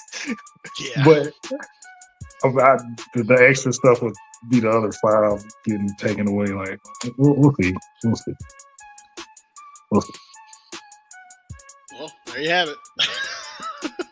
Yeah. All right. Well, moving on to our next episode of our next anime tonight. But real quick, this is another episode of Where's My Anime, episode 46. We are live on Facebook, YouTube, Twitch, X. Drop a comment in the comment section. We will respond. We got Eyes of Wakanda season 1, episode 4, The Last Panther. This is Eyes of Wakanda season finale. Fry, you seem like you was real giddy on this episode, man. So I'll let you go ahead and go first. I don't know if I'd say giddy, but I loved the ending for this show. Like this episode, like one, I want to clarify this. I usually despise time travel in stories. It is almost always one of my least favorite fucking tropes to be added because it either one makes things too fucking complicated where the shit doesn't make any sense, or 2, it adds all this paradox bullshit that just makes me go, this doesn't make any sense. Like I don't typically like time travel. This one, because it's not like, I mean, it is pretty central to the story, but I guess because it's just it's used so little and in just one episode that I can kind of get over it. But what I do like in this episode, though, is I thought all of the characters we get introduced to are pretty good. Like, you've got the arrogance that we saw in the 3rd episode with the war dog from that one in the Prince. But unlike, in my opinion, the last episode where the guy didn't really learn anything, the Prince learns in this episode. Like, he truly comes to understand sacrifice, and sometimes, it's not about being written in the histories to still change things. Like, I really like seeing the growth of the Prince in this episode. His handler or mentor or boss or whatever you want to call him, he's okay. He has some pretty good moments. The fighting in this episode was kind of weaker than any of the other ones, but wasn't like bad either. It's just not as much in there. I did like seeing whatever this horde is. I don't like. I'm a big Marvel buff, but I don't know anything about this. So obviously, either this is something new or it's just something I've never seen before, which is cool. I like seeing these aliens and stuff. Seeing a Black Panther who's apparently, what was it, 500 years in the future at 1896. I don't remember the year or how many years. Well, I know, like with the prince and his mentor, that was 1896 because they made sure to put that on the page. But I can't remember how far ahead in the future the last Panther is supposed to be. But her suit was pretty cool. I actually kind of liked it. Had kind of a ghost / like Black Panther vibe, like a combo with their suits. So I thought that was pretty neat. But my favorite part, and the part I'm going to go over so that you guys can talk about the rest, is the end. Is that the moment they were talking about was fucking Killmonger breaking the glass to get that axe, which, by the way, did not recognize that thing until the very end where they show it in the fucking glass and Killmonger standing in front of it. That was such, like, it's been a bit since I've seen the first Wakanda movie, so, like, I get it, but man, like, seeing that, and I was like, oh, that's it? Yeah. I was like, oh, that's so cool. Like, I loved seeing, like, the full circle. So altogether, I thought Eyes of Wakanda episode 4 was really good. I really enjoyed it. And season-wise, the whole season was great. It really was. Yeah. I say the same. Like that, the ending for me was honestly what really did it. Yeah, I want to see, honestly, from what you were saying earlier, you saying like you don't like it because time travel, you don't like time travel because it turns to like a time paradox kind of thing. Honestly, I feel like this probably could have been one of those paradox kind of things. So I was like, damn, it went back to where Killmonger came and got it. Like, so I'm like, is it the chance that this is from a timeline where Killmonger did become the king of Wakanda? And this is a descendant of him? Like, that's what I was thinking when I saw that. But, I mean, that's just speculation. Because it's kind of interesting. That's the moment that they chose to show for getting this relic, or making sure this relic got back to where it went. Besides the fact that it was going to save the Earth. But I do like that. The way Marvel tying in the animated series with the live action stuff, like, man, that's probably one of the best things they ever done. Like, things kind of do turn endlessly with possibilities now that they're starting to do this, and they've been doing it pretty damn well so far. So I greatly appreciate that. Well, the thing I really liked with it, like them showing Killmonger, is it shows that the moment we know where, of course, like because of the events of the first Black Panther movie and what Killmonger does, it causes T'Challa to go, yeah, Wakanda has to be part of the world. And he, opens them up and tells everybody, hey, we exist. Which, of course, that's what they allude to. Like, so that means the 500 years where we saw the queen or whatever, that's from a timeline where they never did show themselves. So I thought that was really neat that they showed us two different ways of how Wakanda went. We got to see the way that we all watched originally, which is where they came and showed themselves to the world. But then we got to see that there was a timeline where Wakanda, they never showed themselves. And because of that, essentially, humanity was fucked. Which kind of, before you go, Jay, like, I just wanted to see what y'all say about this. Because after it ended, I was like, so, okay, we just went through watching 4 episodes about Wakandians going out and retrieving vibranium artifacts just to bring it back.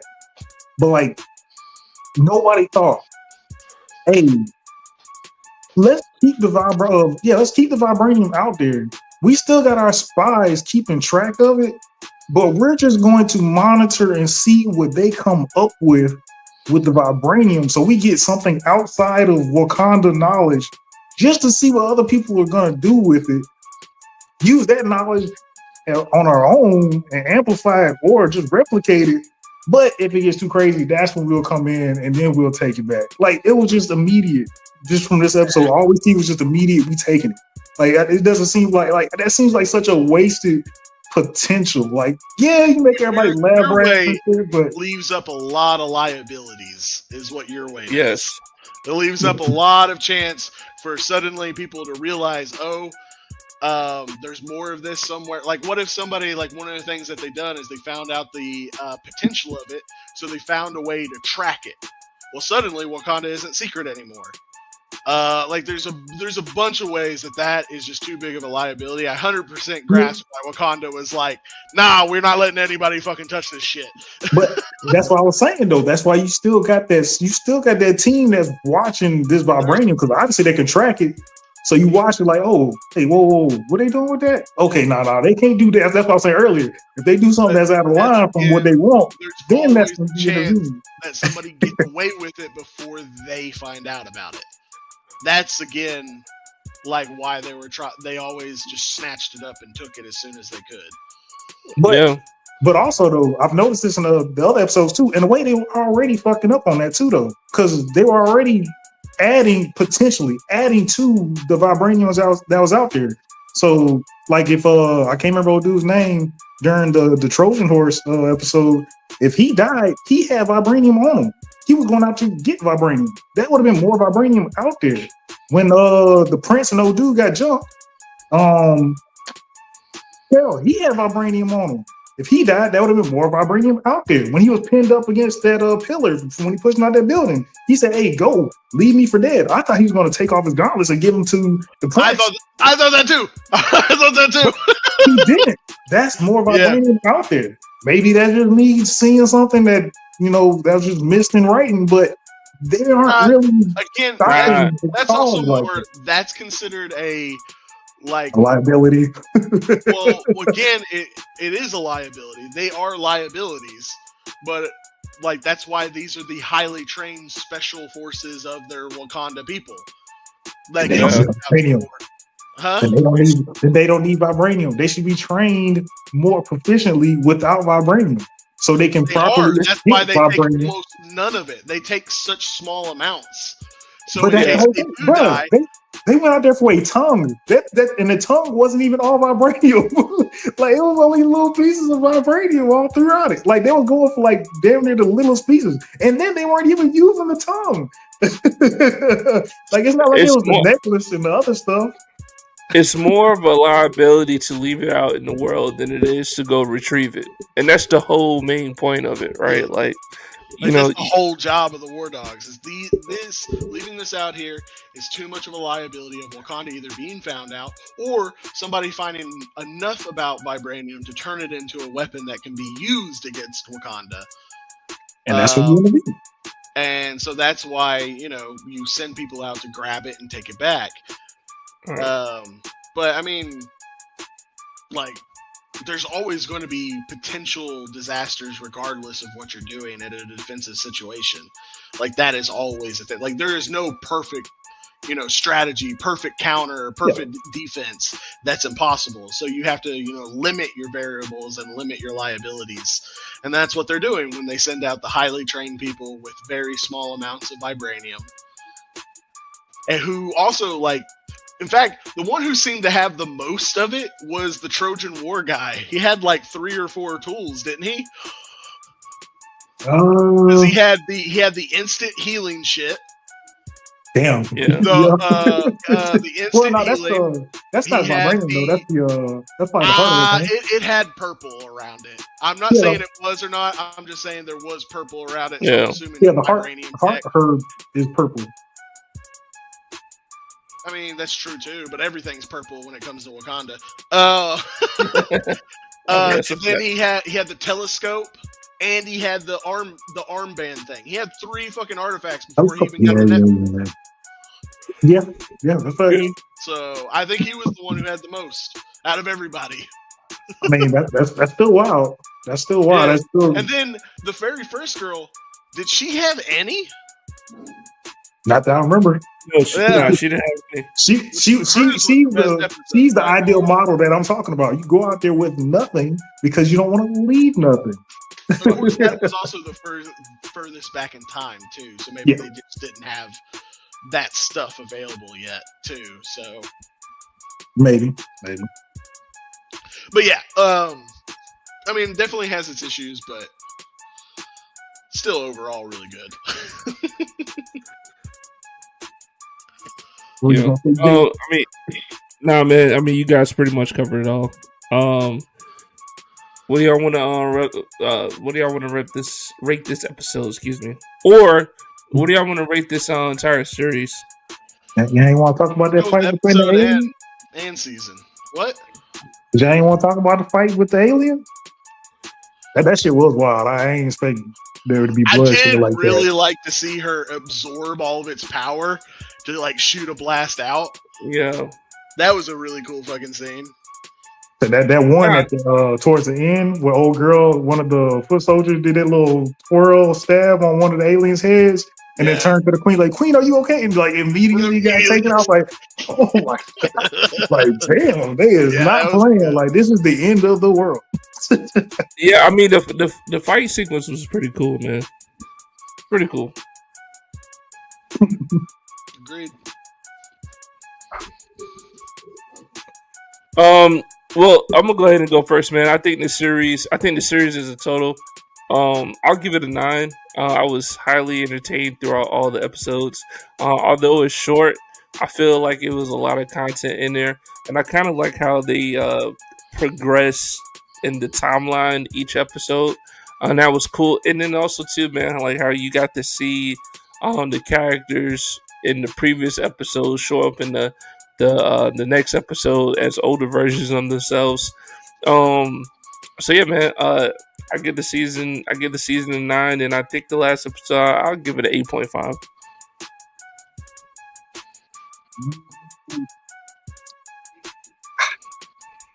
The series as a whole, I'll probably give it a 7.5. I feel like, man, I feel like a lot of every episode, I feel like that should have been 2 episodes just so we can get a better grasp and like get losing my words, but get feelings for the characters they're introducing us to, because in a way they're kind of all throwaway characters because we don't really see them like go into the next not everybody, you don't see them go into the next episode like that, like, and it kind of just leaves like a whole, like, I don't want to say like what was the point kind of thing, because I mean obviously we've seen the point kind of at the end, but I felt like they should have had at least 2 episodes for each character just to kind of put more emphasis on that character and what was going on. But the last episode, I give that one 8.5. For the last episode, I probably give it. I'm thinking like probably a solid 8 for me. But for the season itself, it started off really strong. In fact, I think the first episodes had the highest rating I've had on the show yet. But I do believe that every episode after was a little weaker than the one before it. Except from 1 to 2. 1 to 2 is a heavy drop in my opinion. Not saying 2's bad or anything. It's just quality for those 2. So honestly, I think I have to give the season an 8. I enjoy the season. It's still quality fucking television, 100%. Love it to death, but it could have been better for sure. If they had kept the quality of that first fucking episode, this probably would have been like, it would have been one of my highest rated fucking shows ever. Because like that first one was fantastic.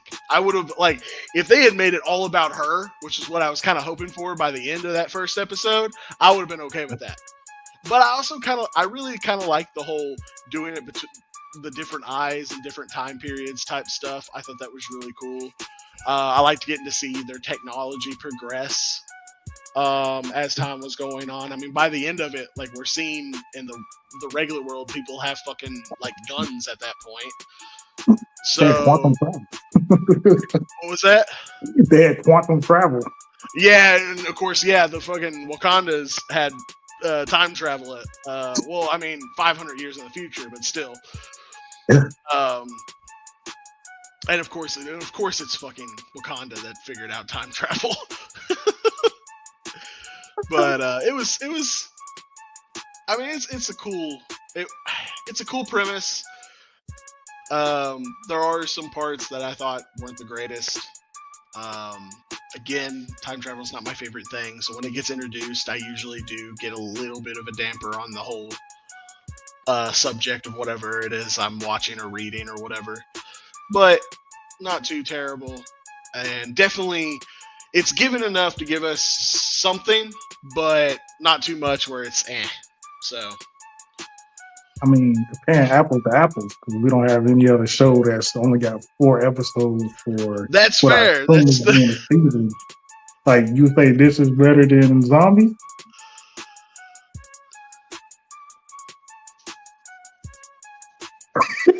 I don't know. Nah, this ain't better than Zombies, though. It's not.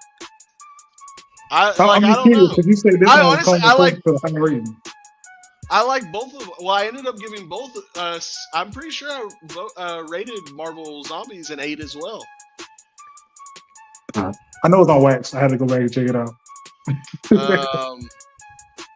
I mean, Zombies was good, 100%, but Zombies also didn't have an episode that I rated a 9.5 either. So what's your rating? So what's your rating for this? Mine was an 8 for the whole season. All right, bet. Yeah, it's good, 100%. I bet. Might have to turn it down if they hear about this review. Everybody might start shifting to 4-episode season. Oh God, no. Yeah, definitely not too high on the format, but for what they gave us, it was pretty good though. Especially not for apparently Disney Plus is about to do a price hike. Have you seen that? Fuck no, man. Yeah, we'll talk about that later though. Of course. Of course it's coming, man. All right, man, let's get in. Let's get into our last anime of the night. We got My Hero Academia Season 8, Episode 5, History's Greatest Villain. Oh my fucking god, man. Deku, man. Alright, so this episode here, man, I like it, but I didn't love it, and it's no fault. It's no fault to the anime itself, man. But it seems like, I don't know, man. Like, okay, so let me just get it out of the way. All right. I like the fact that Shigarami fucking snatched up the danger sense quirk and fucking in Deku's, I guess his mind presence or wherever the fucking corks huddle up at, right? I like the fact that he snatched them up, and then also Danger Sense was able to protect the other corks that Deku had because he saw it coming, snatched them up. And the thing I really don't understand and that I really don't particularly agree with is their plan to give Shigarami one for all so that they can defeat him from within. See, I don't.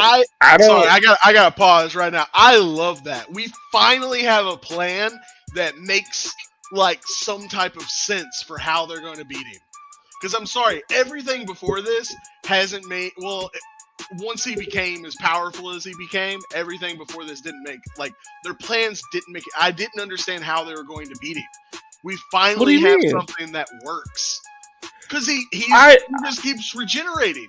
He keeps regenerating. He's essentially a one-touch kill machine.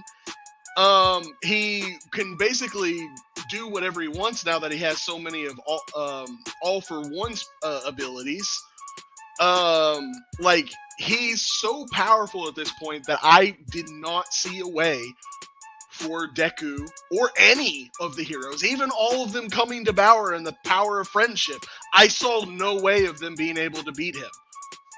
Yeah, And so this is the I thought first like sprinkling of we've got something. Sorry, I know I interrupt. I no, apologize. no, no. But You good. You good. You good. like Nah, nah. that, I get it, man. I get what you're saying.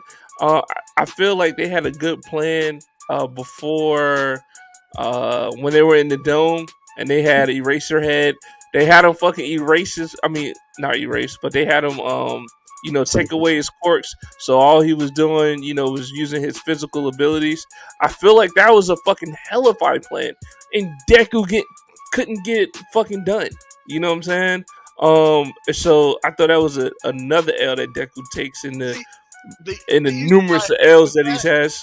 is the only way they win in that scenario is if Deku kills him, and I don't see And Deku that's ever another doing fucking thing. And that's another fucking thing, man. Like, anyway, yeah, that. yeah, I feel like this whole Deku trying to save Shigarami shit, I think it's for the birds. And then also too, I don't like the plan, but that's why I said that's just my personal feelings about it. I'm not saying that they're not doing a good job writing it out.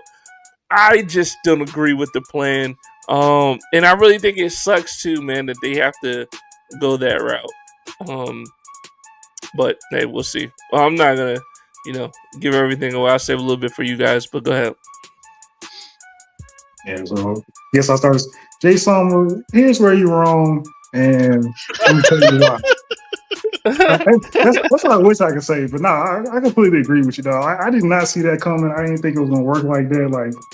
Like this might as well be power friendships in a way. Like shit, yes, you're not wrong, Fry. Even with the Racerhead disabling his quirks, he's starting to mutate himself, so it's outside of quirks. I mean, he was like he was even healing. Like there was nothing they could do, even with the quirks being gone. Like he had so much mass or something, the damage wasn't able to do enough damage to him. Like I said, even with Eraserhead getting rid of quirks, there was no way for Deku to win. Unless he killed him, bro. He could have And killed him. Deku will In my never opinion. kill him. And that's the thing that I love about Deku's character. Deku is the hero of heroes. Like that is his thing. He's trying to be the same symbol that All Might was. Like that's Everybody. okay. Like that's what I like about his character.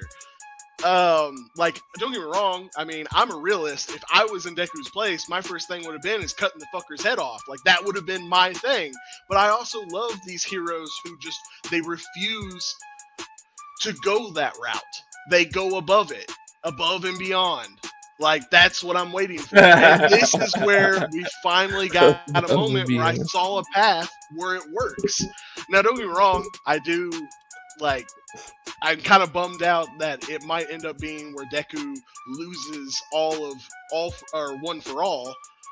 Because I'm with this, it definitely leads me to thinking that's the route they're going, and I'm not going to 100% like that because I still want Deku to be a hero by the end, as in a hero with quirks.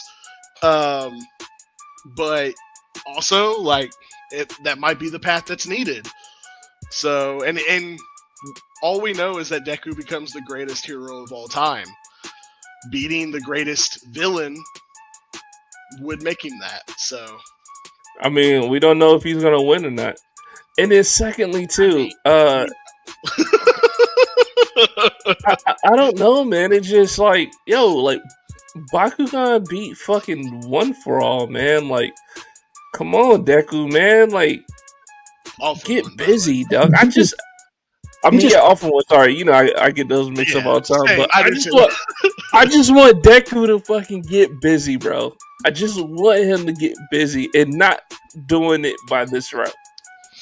Yeah. And they showed him getting some ore farming too, man. Like, fucking getting up and I see he's only holding himself together using Black Whip and shit. Like, he's ore farming, but we all know how this shit about to go, man. I mean, shit. I don't think it's gonna be good.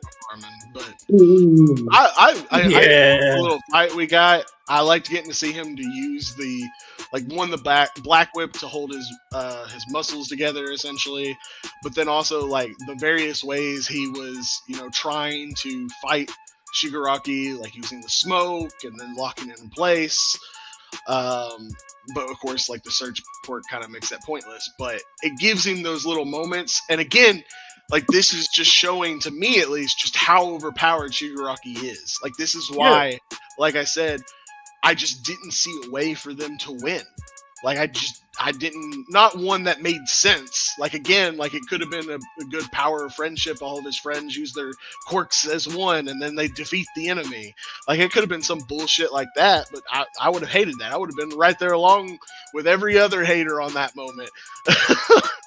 I mean, I would have liked that more fighting what's going now. Like I wouldn't have mind everybody being there and it's just kind of a 1v20. Like I would have been perfectly fine with that. Everybody getting their chips in, and while they're getting their chips in, they're noticing whatever vulnerable spot or spots they can use to their advantage to finally take out Shigaraki. I would have been perfectly fine with that.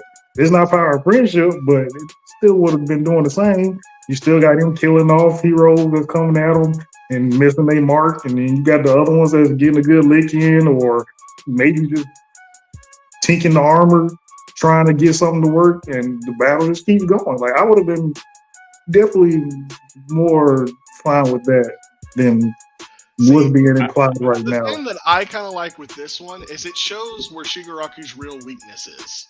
Because right now, Shigaraki physically is the best in the whole show. Like there's no one who physically can defeat him.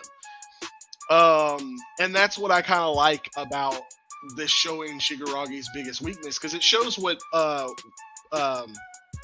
For One's biggest weakness was too, that we saw repeatedly. It was their mental strength that is their big weakness. For Shigaraki, it's of course that he's basically a little boy pretending to be a villain. With and of course, you know, we saw that for All For One, it was his jealousy of, or his need to be the center of attention was his biggest weakness. But like that, when you have a power like theirs, it makes sense that the thing to defeat them is going to be something mental related, because I don't see how else to defeat them. I mean, especially, but we got again, especially Shigaraki. Shigaraki is like all For One's perfect embodiment. Like that's what he said he was working towards, was somebody who had every perk that he had ever wanted, essentially, besides One For All. And it made him crazy strong and stuff. So like I said, I can get like why this can feel a little, what's the word for, like bland or maybe a little lame even. But like I personally, I would like, okay, this is good. Like this is at least a legitimate, understandable way to defeat him. And I wouldn't even use lame or bland. I just don't agree with the plan, right? And also too, man, like I kind of just want All Might to die at this point. Oh my god!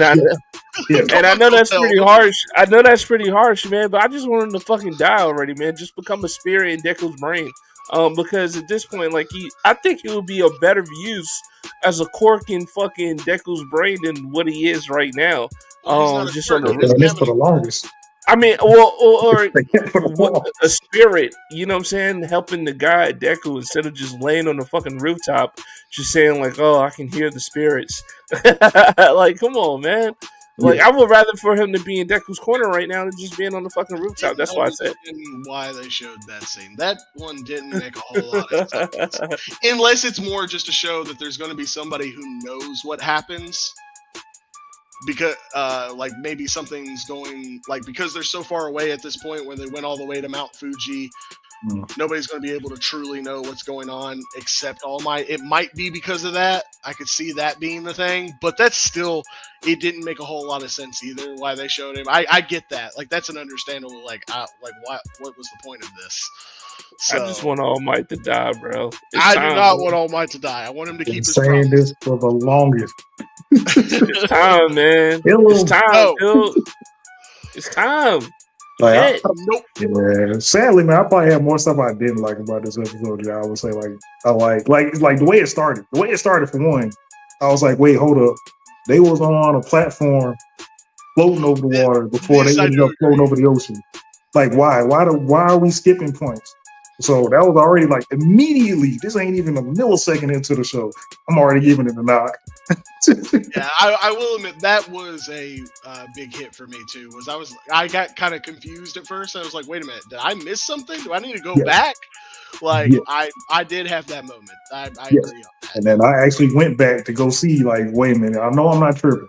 They were on the platform because we seen Bakugo literally come from a building behind them and go shoot past, or actually shoot to them, and then go straight to off one. Like, Yeah. like what just happened? Damn, what was I about to say next, man? But oh yeah, that's something else that came to mind. Like when you brought up attacking Shigaraki's mental. Now, I never thought about that, but I don't think we've seen anybody with a mental quirk. Maybe I might be wrong, but that's that's pretty interesting. I don't think we've seen anybody with a mental quirk. Not like thinking to make technology, but like mental that affects other people's mind. I don't know, I gotta look it up. The one that comes to memory, that maybe wasn't a mental quirk, but she used it as such as Stars and Stripes. Oh no, there are some. There's a telepathy quirk that gets shown. There's a brainwash quirk. Right? Shinso has the brainwash quirk because he verbally if you verbally respond to him, he can control you. That would be verbal. There's a bunch of others. There's a confession one, outburst. Huh? Where the fuck is he at? That was one of my favorite characters of the damn show. Forgot all about it. He was. I forget which battle he was in, but he was in one of those big battles. Because I know he got the upgrade because he got Eraserhead's little lash. Yeah, he's got the scarf and shit. Yeah. I mean, honestly, there's a decent amount that had some. I mean, I guess you could call this a mental quirk as well. The principal for the school, he has enhanced intelligence. Nah, and it's technically mental. That's technically mental. I mean, like to affect somebody else. Like the guy with the voice. He's a right. Talking about the little dog. He's a shrew or something. Well, it's a rat, isn't he? Was it a rat? I thought it was like a shrew. He was like a fucking dog. A rat or like a hamster or something. I don't fucking know. But yeah, he has enhanced intelligence. That's his quirk.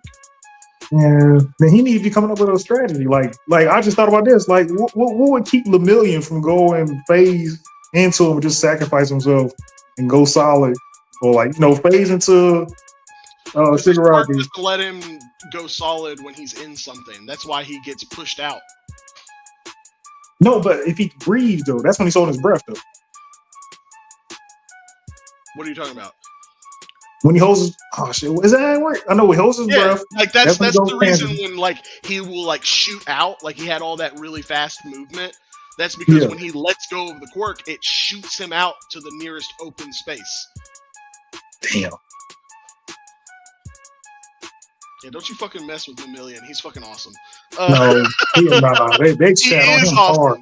They shat on him hard. I love him. When they gave him that one moment where he should have been a badass and he wanted to flash Shigaraki to give Midoriya the open. Like, no, bro. Why y'all do him like that? I was so wrong for that. It was so out of character. Damn. And Deku didn't even capitalize on that shit, man. Here we are. Here we are. About to lose off one. Yeah, that's right. No, one for all. Yeah. Well, there's actually quite a few. There's one called Outburst. Mrs. Joke's quirk forces people to laugh uncontrollably. That work. Yeah, that's a good mental quirk too. I honestly had forgotten a lot of these, so there's a lot of fucking quirks in the show. So yeah. I mean, if he can't breathe, then you just have him laugh and he go plunge under this sea of water that he's got. he still wouldn't die. Why? I said if he does need to breathe.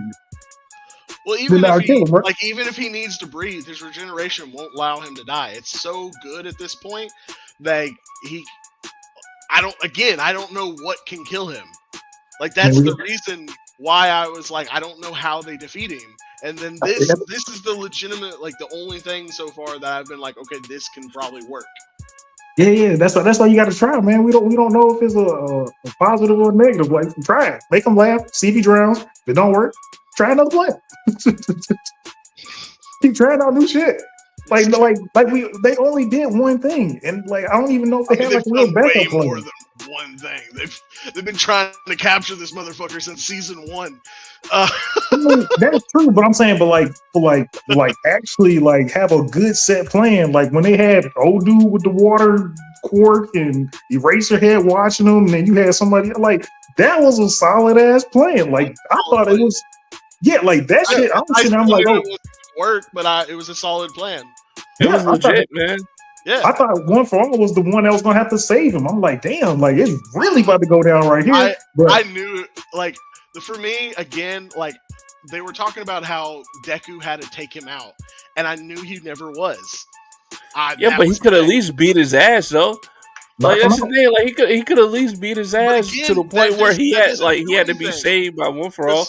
No, I'm just saying like. Oh, I mean, yeah, 100%. Like that would have probably been like I get like why that would be more entertaining for some people, but like I'm personally I knew that was where it was going. Like it was going to fail from Deku's side. I knew that was coming because I knew Deku would never be able to take him out. It's just not like.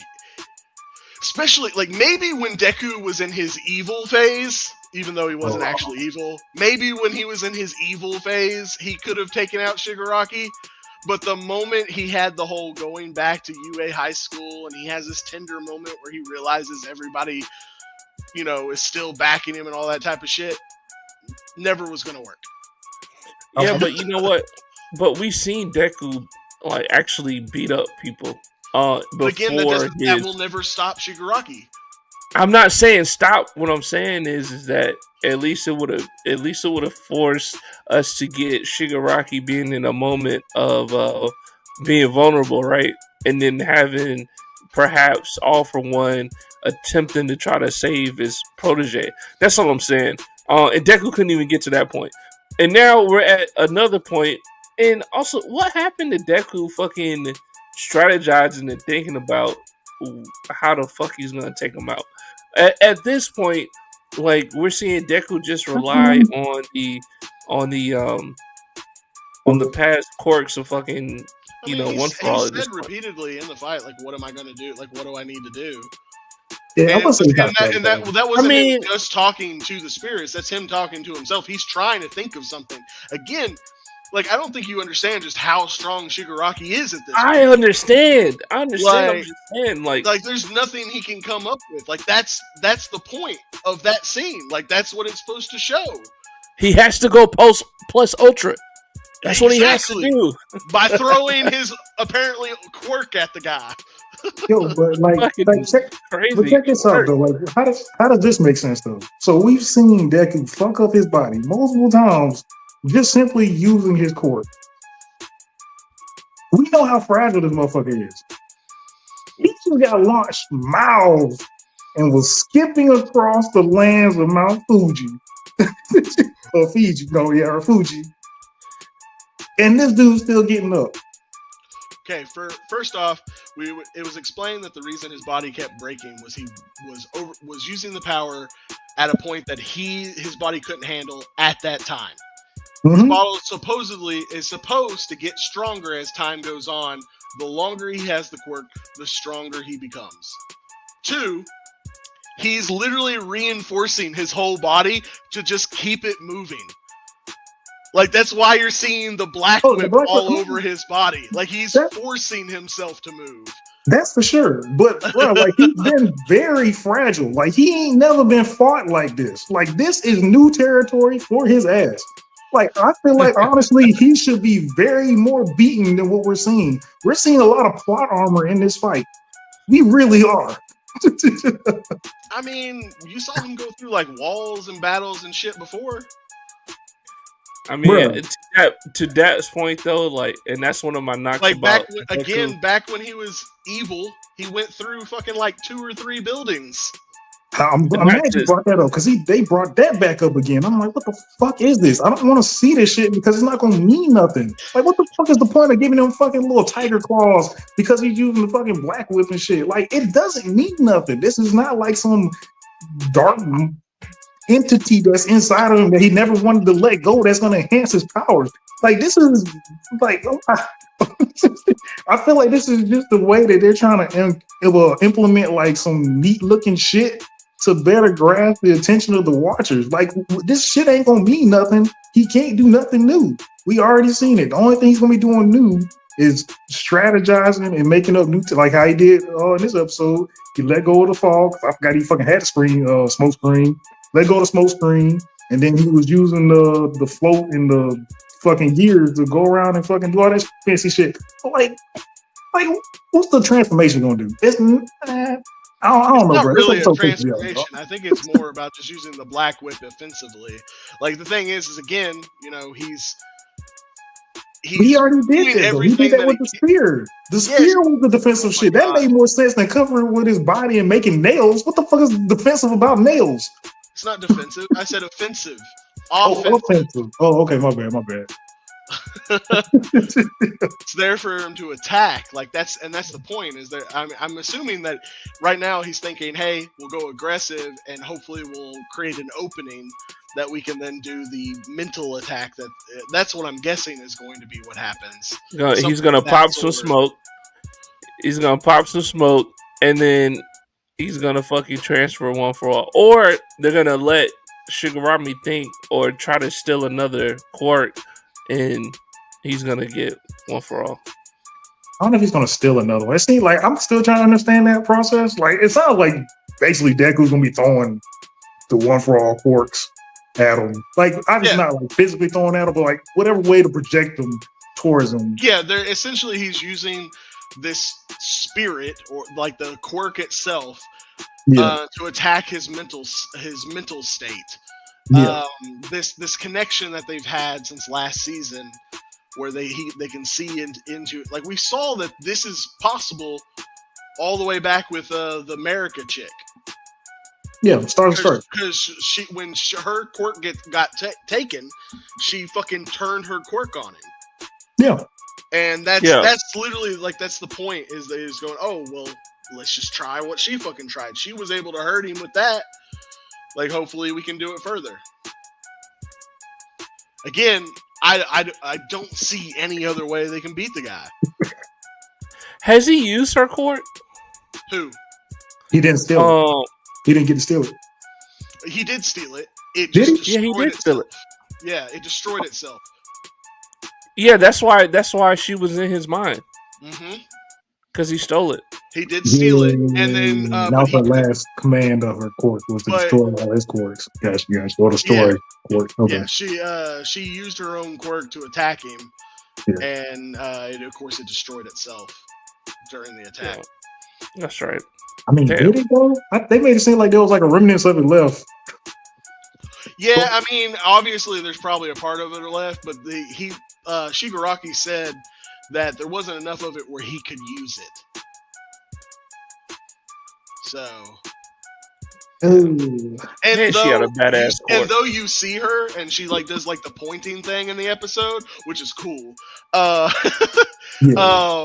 She doesn't speak. So maybe there's literally just barely anything left, is what I'm assuming. This is like, just a sliver is left. Kind of like All Might. Kind of like All Might's little sliver that's inside, the quirk right now. It, only has a piece of him because he's supposedly close to death. I will say that I was kind of, I don't want to say disappointed. I don't want to say sad either. But it was one of the moments that kind of hit you. Oh damn! What's that last episode that showed Hawk disintegrating? Yeah, that was last episode. Damn. Okay, that's because I went back and watched that a little bit. My bad. That's why they hit my mind. But yeah, I brought that up on our last episode. He did bring it up. My bad. Shout out Hawk, man. Yeah. All right, man. What y'all want to rate this episode? Well, I talked about it. The more the rating went down, man.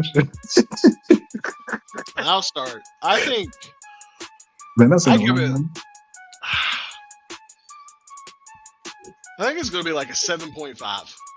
Can see that. I can see that. It was an 8.5 for me, man. Although I disagree with the method they want to use, I still like the fighting sequence. I still like the way it made me feel about like the anticipation of what the fuck is gonna happen next. I still had that while I was watching the episode. The hype is still there for me, so I'm gonna give it. I was still entertained. 8.5. Yeah, I'm gonna go. Okay, that's fair. I'm gonna move up to 8. Yeah, I'm gonna say I'm saying 6.5. I'm gonna stick where I'm at. Like that's just some stuff that I definitely wish was executed better. I definitely hope I have the answers for them next episode. But like it's nah. I'm glad that we finally have what I think is a legitimate way to beat him. Like, that is really the biggest takeaway for me for this episode, was I finally am like, fuck, they can actually beat him now. I mean, I just feel like this. Just going off what we were saying, like there's so many people with so many quirks, man. Like I feel like that would have been a good moment for showing like what is Dude, if they had an came outside out with version a of random all person, four. dude, I'm just saying, if they had just came out with a random ass person who's able to solve this, you would have been pissed. Yeah. You would have been so pissed. Yeah, no. I'm saying like it's a team effort thing. Like think about it. We just named all those people that had mental quirks. Yeah.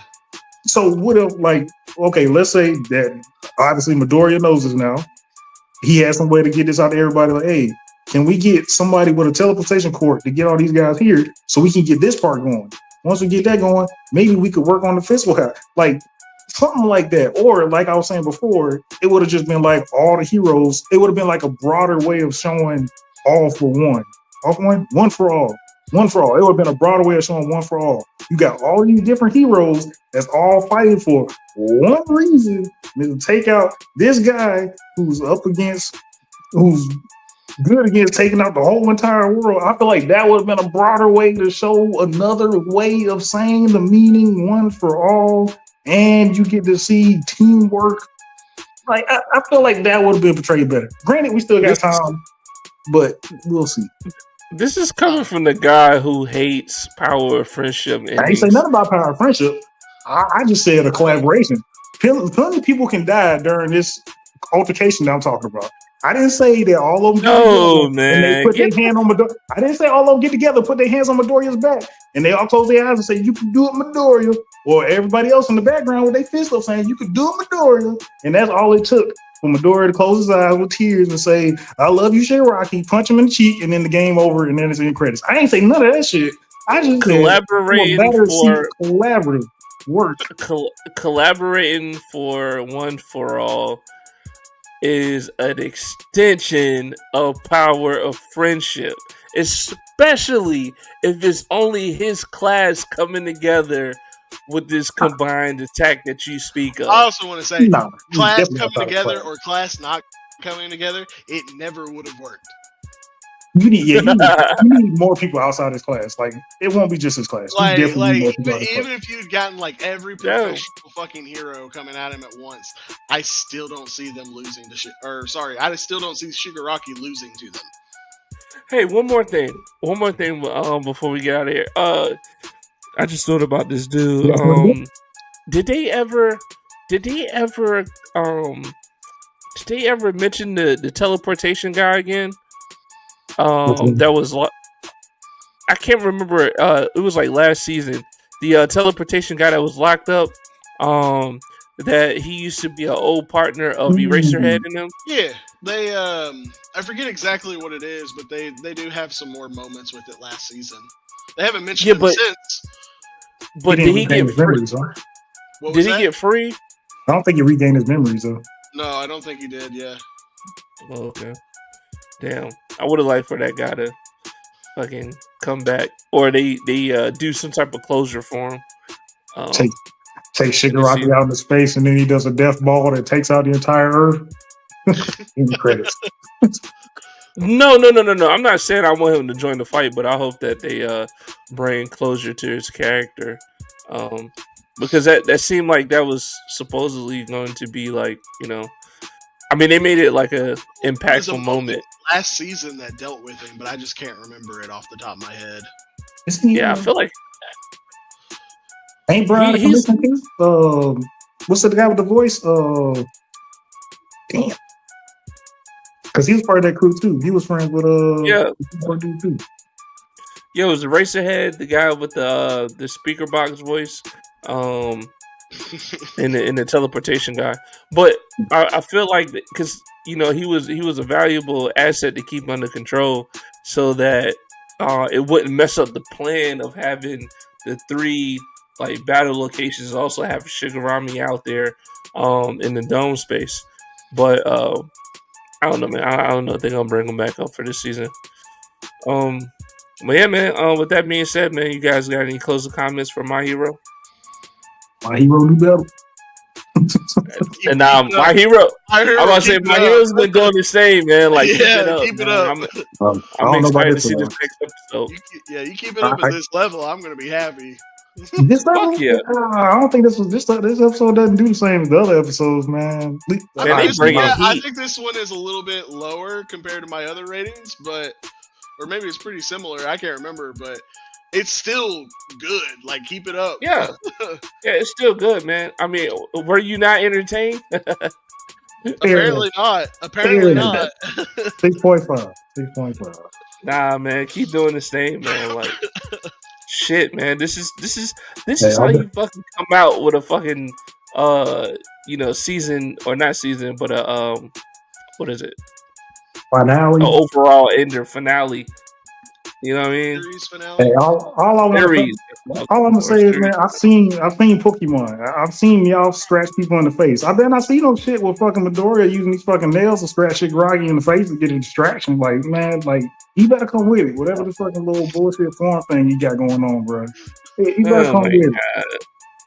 I don't want to hear no meow. That's right. When he fucking scratches him in the face, like, he needs to come with it. All right, man. With that being said, this has been another episode of Where's My Anime, episode 46. You guys got anything? We're good, man. See y'all next week. Yep. Those that's watching today live, thank you for watching. We'll catch you next. Yeah. Ooh. Are we dropping that on the live, or are we saving that like for later? Now, Veterans Day, we're gonna have a afternoon special, man, to commemorate our 1 year anniversary. Yes, sir. So y'all see us on the live, y'all pop in, say what's up, comment, like, and subscribe. We appreciate everybody for rocking with us, man. It's been a good year. Yeah, most definitely has. Most definitely. With that being said, till next time. Peace out, y'all. And that's a wrap. Thank you for watching another episode of Where's My Anime. Great appreciation to those who liked, subscribed, and viewed today's episode. If you agree with what I said today or disagree with what Dab had to say, please drop it in the comment section. We will reply. And as always, I'm your boy Jay Sama. And I'm Dab. We'll catch you on the next season, the next episode of Where's My Anime. You heard?